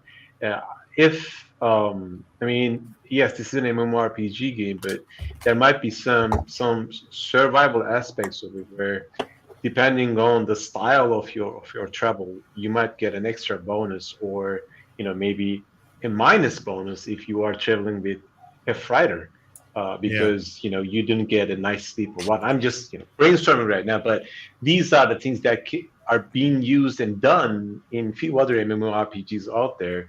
Because I remember with the Final Fantasy 14, I think there was a different types of accommodation style where you can, if you log off at your house, it's different than you log off at the main city and whatnot. So, I mean, they can easily put these type of little sort of like bonus, positive or negative bonuses depending on the accommodations, because they emphasize on that a lot with the shipping ship information somehow, and I don't know how they're going to do it, but this might be one of the reasons why they're kind of pushing it. Yeah, or maybe we're looking like at the. yeah. Sorry, go on. No, I was going to say maybe it might be related to crew loyalty too at some point, because better accommodations might require different type of crews that are that were graduated from a different, because then we know for a fact that there will be universities, and these crews will be graduated from these universities. We will train them. So a butler might be butler is different than I don't know, a janitor or whatever. So I'm just trying to choreograph here. Maybe this is so crazy, but because they make that emphasis a lot with the luxury accommodations. Yeah, don't underestimate the power of a bunch of janitors. They're going to be needed on cleanups. So we're gonna have those services. I could imagine, like, either I typed in the chat. It could be search and rescue. So particular missions. A lot of great other ideas for why transportation is going to be either a late game or even something that takes us by surprise as far as like what we're going to need transport for. Not to mention the janitor might be an operative from another faction. Nobody's paying attention. There you go. But he's here collecting intel. And he's the only one who wants to do the job. That's right. So speaking of alpha, there was a bit of alpha that I did because it answered a question that I had a while back, because we know that in the medium risk zone, you have the ability to have your ship destroyed. And the outcome of that is that your ship respawns back at Starbase, but you lose the R4 and you lose whatever cargo that you had. So my question was, what happens to that cargo? And I believe it was Swagner that said that or confirmed that those are the spoils of war, and the offending party is able to retrieve that. So that's interesting. Yep. So So when they there's say spoils of war, are they going to be scattered around? It would be galaxy sitting there type of- at the site of the kill, of where your ship was destroyed, kind of like our trailer at the end that we, Atlas Minor, Right. where you just see the Right, debris. yeah. So in that case, Foreshadowing. scavenger ships are going to be popular too, just for just to get some pay from these clashes between the ships. Right. Yeah. We got anything else newsworthy? We're about to the top of 2 hours. I don't know how long we want to run this, or if we want to break into some Illuvium stuff next week, or if we've got other news with you and Ray and Axie. What do we want to do from here? I do have a couple I of just quick have- things that I could show off. Okay. So this is something we missed like a couple weeks ago. It's just a GIF of a iteration for ship windows, so you can look outside and see what's happening. And it's things like this that I find very cool. It's just the texture. It's not actually part of a ship. They're just designing the mechanisms. This might be cool to just look out the window and see firefights or. So we're seeing a heads-up display layered onto a clear view beyond that of outside of a ship. Yes. Gotcha. Very cool. Mm-hmm. And I like it. So there was this other thing that we wanted to cover. It's basically a proposal for a neutral zone a safe zone inside of the high-risk zone for a bar. And they're asking for 500 signatures to try and get it to people's attention. Yeah, I already replied to this a Twitter post, so not gonna happen. It definitely is not going to happen. From so many different perspectives. One, it obviously gives an exclusive advantage to Right. Bounty Bar as having this space. And two, this is something that would be a DAO proposal, and then something that later the DAO would vote on. And of course, if the DAO did vote on this, no, it would not pass. The only way this would pass is if it was a DAO-owned bar. Yeah, that's the point right there, Jesse, because my immediate thought is, okay, you want my vote, what's my percentage, and what are my ownership rights here? You know what I mean? So definitely a DAO thing. I could imagine perhaps a really successful real life bar wanting to pay Star Atlas to appear in the metaverse for marketing. But you raised. Go on. Go ahead, Fancy. Go ahead and finish what you're saying. Yeah, that was pretty much my thought. It was something that should contribute to the game. Yeah. I thought about that earlier as we were talking about these, like you mentioned, the guild, that World of Warcraft guild that's now looking to do some other stuff. At what point, I don't imagine it's too far off, that we're going to see brands start to sponsor gaming guilds in the metaverse space? Now, hopefully, when we get to a place where you look like, NASCAR, where you're just decked out in all this gear with, you got brand labels all over you. But I can definitely see that being a way, because I guarantee you, even from my background in digital marketing and working with brands on their marketing effort throughout the internet, there's going to become a time where brands want to know how they participate in the metaverse. They're not going to want to go the route of creating their own NFTs and creating their own virtual 3D worlds, but they do want to get their brand out there. And one of the ways they want to do that is by sponsoring those that are actively doing stuff in the space. Yeah, and to that point, there's going to be a huge demand for security for these areas that are going to be in the high risk zone. If these Nikes and these other companies from the traditional world come in to sponsor and to set up shop where people can just do commerce, so that's something interesting. So for any of these things with votes taking place, they're definitely not just going to just fly by. But it's funny how the area between two C11s is pretty safe, without a doubt. They are only asking for a tiny asteroid. Another good Yeah. place for a bar would be on a tree arrow. I happen to know That's right. a certain guild and a certain guy that might be able to facilitate that. Indeed. Right. Come into my office.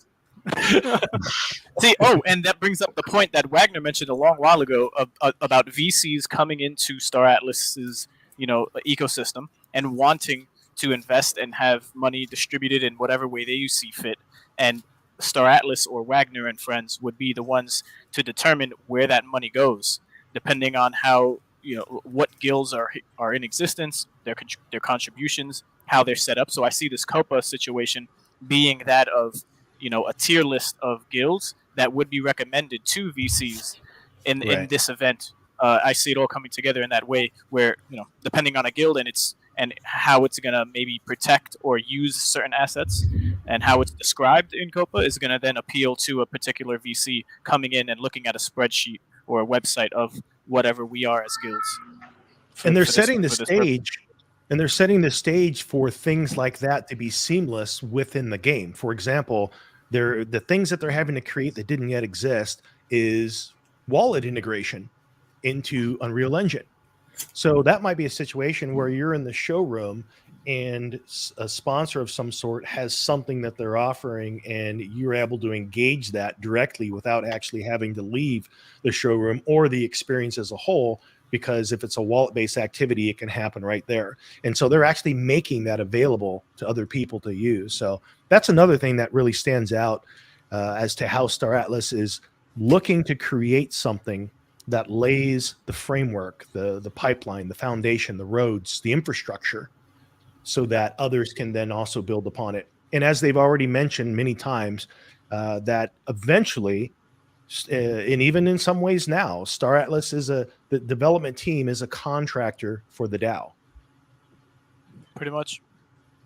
The only way I see like a safe zone in the high risk zone, apart from like a brand deal like we talked about, is Newt's Newtopia. Right.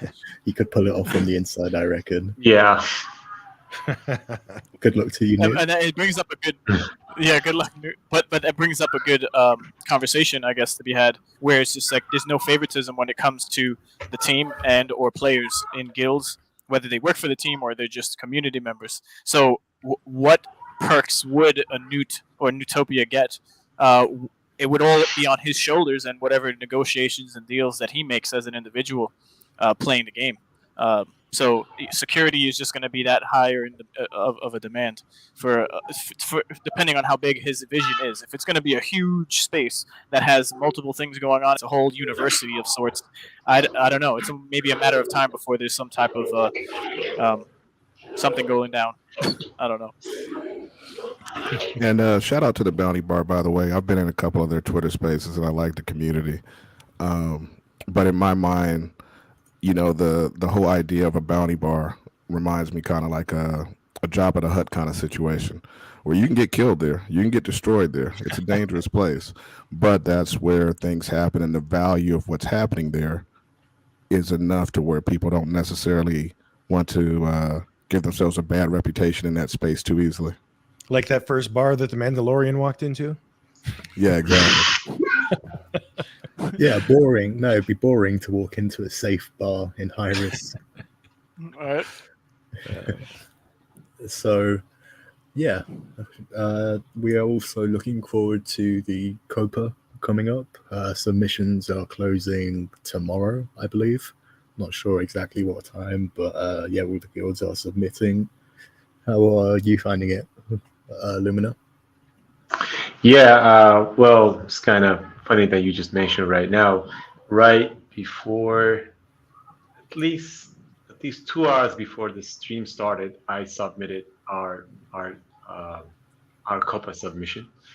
So we'll see. I mean, we include a lot of things, and I think this is like, I mean, yes, there'll be prizes and whatnot, and this is sort of a, almost like bragging rights type thing. But the way I see it, I think it's more than that. I think it's a celebration of Star Atlas guilds and the community itself, and the only thing that I'm kind of questioning is the time frame, because I know for a fact that at the Twitter space, well, at this group, they said that once they get the submissions, the panel will pick the finalists, and there'll be a few finalists, and those people, guilds who are in the finals, they will get to present. I don't know how long it's going to be, but they said the entire event is going to be 10 hours. I don't think that's a good approach, to be honest. Like, I don't think people will, stay around for 10 hours straight. Right. But I mean, they have to also figure out a way that people are living in different time zones and whatnot. So I don't know how they're going to handle it, but I think this is a good sort of a start towards collaboration and sort of almost like forcing people to being in guilds and being in that kind of environment, and then even the investors or the crypto people, they have to realize that, hey, we have to be part of something so that we can enjoy this game and play this game and whatnot. So just for that alone, I think it's important. And there's nothing wrong with bragging rights. I think it's great. And we'll see. I mean, it's going to be first of a kind, and they said they're going to have multiple of these events in the upcoming months.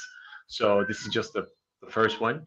But I think whoever is going to be the top or second or the third place, being in the first one and being able to be showcased as the first Copa winners or whatever, I think that's going to be a good bragging rights. So coexist, definitely. We spent a lot of time and spend a lot of effort to it, and we'll see. I mean, but like I said, at the end of the day, I just feel like this is a great opportunity for the guilds to get together, have some fun, and celebrate it. And also, this just like that's why I say all the time. Yes, I know a lot of people are watching us, and some of our guild members, also maybe your guild members, are sad that the coin prices are going down. The market is really bad. Like personally, I'm a big fan of Polis. For me, I don't even hold any Atlas. I mean, I only get Atlas from the staking. No financial advice, but I was a huge believer. I still is a huge believer of Polis. But when there's a bear market, these type of events are the events that get kind of rise up the community and try to see things from the positive side, at least. So and then sometimes it's kind of good to stay away from the graphics and from the graphs and whatnot. It really helps you a lot to to see the bigger picture, sort of go for that. Like one of the viewers said, we are here for the long game. So and this is a start of that long game. So how are you approaching Copa? Are you being like full on open kimono? Are you being like, hey, here's what we're doing? Or are you guys keeping stuff close to the chest? Well, how are you approaching Copa? Well, when we submitted our document, I think we pretty much summarized what we did so far in a way, and we kind of gave few glimpses of what's coming up at Coexist. But I think because when I saw the event, I think the judges and their intention is they would like to see, what makes Rome great. Like, why should I join Rome, or why should I join Coexist? So I don't know how much of a weight those the contents that we or you guys created are gonna have a role in this, because I think they're really looking forward to, yes, you're Coexist or Rome, but why should I join you? Right. So what you have accomplished so far, like even this Metaverse Nomads, I think this is great. I think this is a really big point for a big plus for you guys, because you've been doing this every Sunday constantly, and then I think this is definitely can be used for this type of an event. But I personally say that we didn't really go with with our entire sort of gems that we have in our guild, but because we know for a fact that there'll be other copas too, but I also think that it's really important to if we can win, it would be great, because this is the first copa, so right. So I kind of like the little challenge there too. Nothing. I mean, wouldn't hurt to have a little competition. Yeah, I Yeah. think that. Go ahead, Ray. No, I was going to say I re-listened to the Star Atlas Brew. I think it was numbered 15, but it was on June 1st, published on the Star Atlas TV. Shout out to Star Atlas TV YouTube channel. But there's specific things that I guess was asked for every submission to have, and it's you could make it as generic as you want or as detailed as you want. It's pretty much up to any guild and what they agree on. But I'm thinking that whatever we submit is not going to be public to everyone, and maybe I'm wrong in not understanding it correctly. But upon a presentation, when you are one of those to present, I guess then you can disclose what you wish to disclose. But I was thinking to give, I guess, as much information, I guess, as you feel comfortable with, so the team of Star Atlas has a better understanding of the guild that you're a part of or in charge of. And then when you do present, it's not them presenting your whole guild and the whole PDF file going through it. It would be yourself or a person that is agreed upon from the guild to present, and then you present specific info. So, yeah. Yeah, it'll be interesting how it shapes out for sure. And as you mentioned, if they're trying to do that on one sitting, man, that's after the 3 hour mark, you're going to have eyes glazed over. So hopefully there's going to be another way to share that information. I think for Rome, I think we're kind of approaching a little bit different. I don't think we don't like, hey, we're ONI, so we're about stealth and politics, and so we don't necessarily want to say, here's our census of all of our ships, and hey, everyone, here's why you want to come join us. But what we are doing, and by the way, shout out to Winston, who's part of our guild squad leadership structure. You rock, dude. He's been instrumental in what we've been doing is creating our origin story, which is pretty badass. And that's kind of way we want to approach it. I mean, the way that we're seeing this, we're not in it to win the prizes. We're not in it to impress Star Atlas. We're not in it even for what the other guilds may think of what Rome is. We're in it to create pride for our existing Romans and for those that see that, hey, what you guys are doing is cool and we want to be a part of that. Then that's an invitation for people to consider being a part of Rome. So that's the way that we're approaching it.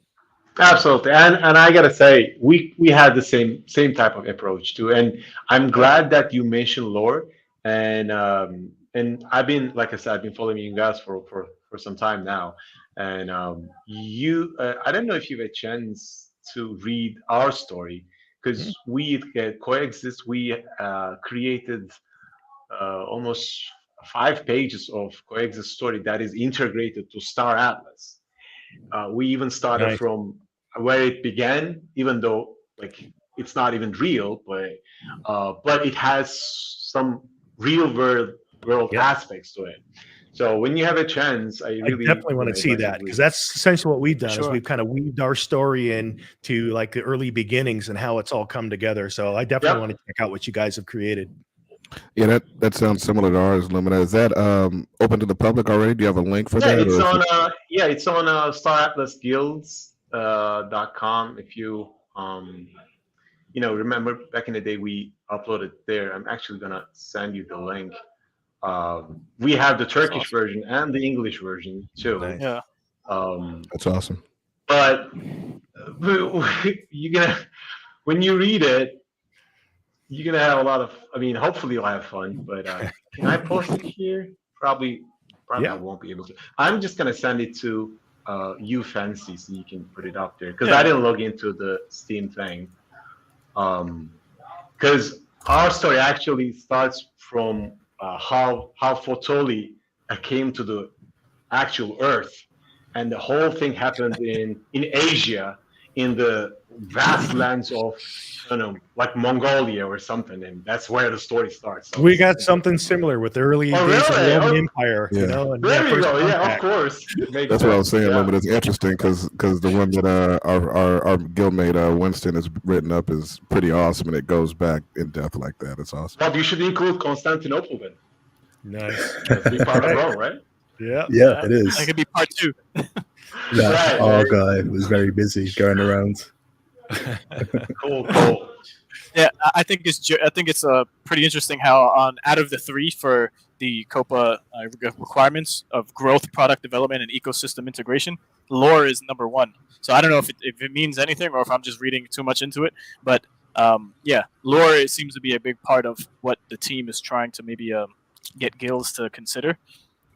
So everyone has a unique story, and they're just not another corporation, quote unquote, in the space of NFT gaming for any particular game and its ecosystem. Absolutely. Nice. Yeah, very nice. What else we got? So yeah, you could go into Illuvium if you want. There's a lot of stuff happened there recently.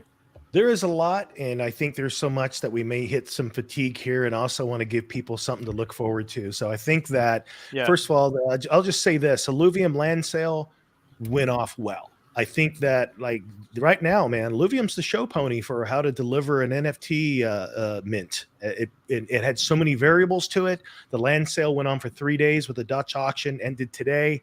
I was able to grab 4 plots of land. I'll show you that land next week when we dive deeper into all of it, because there's actually a nice chunk to everything that happened there. So, and also I want to get some of the stats and numbers post the land sale. I will say that in 4 weeks' time is when they expect to launch Illuvium 0, which is where land will be able to be put into use. You don't have to have land to be able to play, because there is a tier 0 that anyone can play.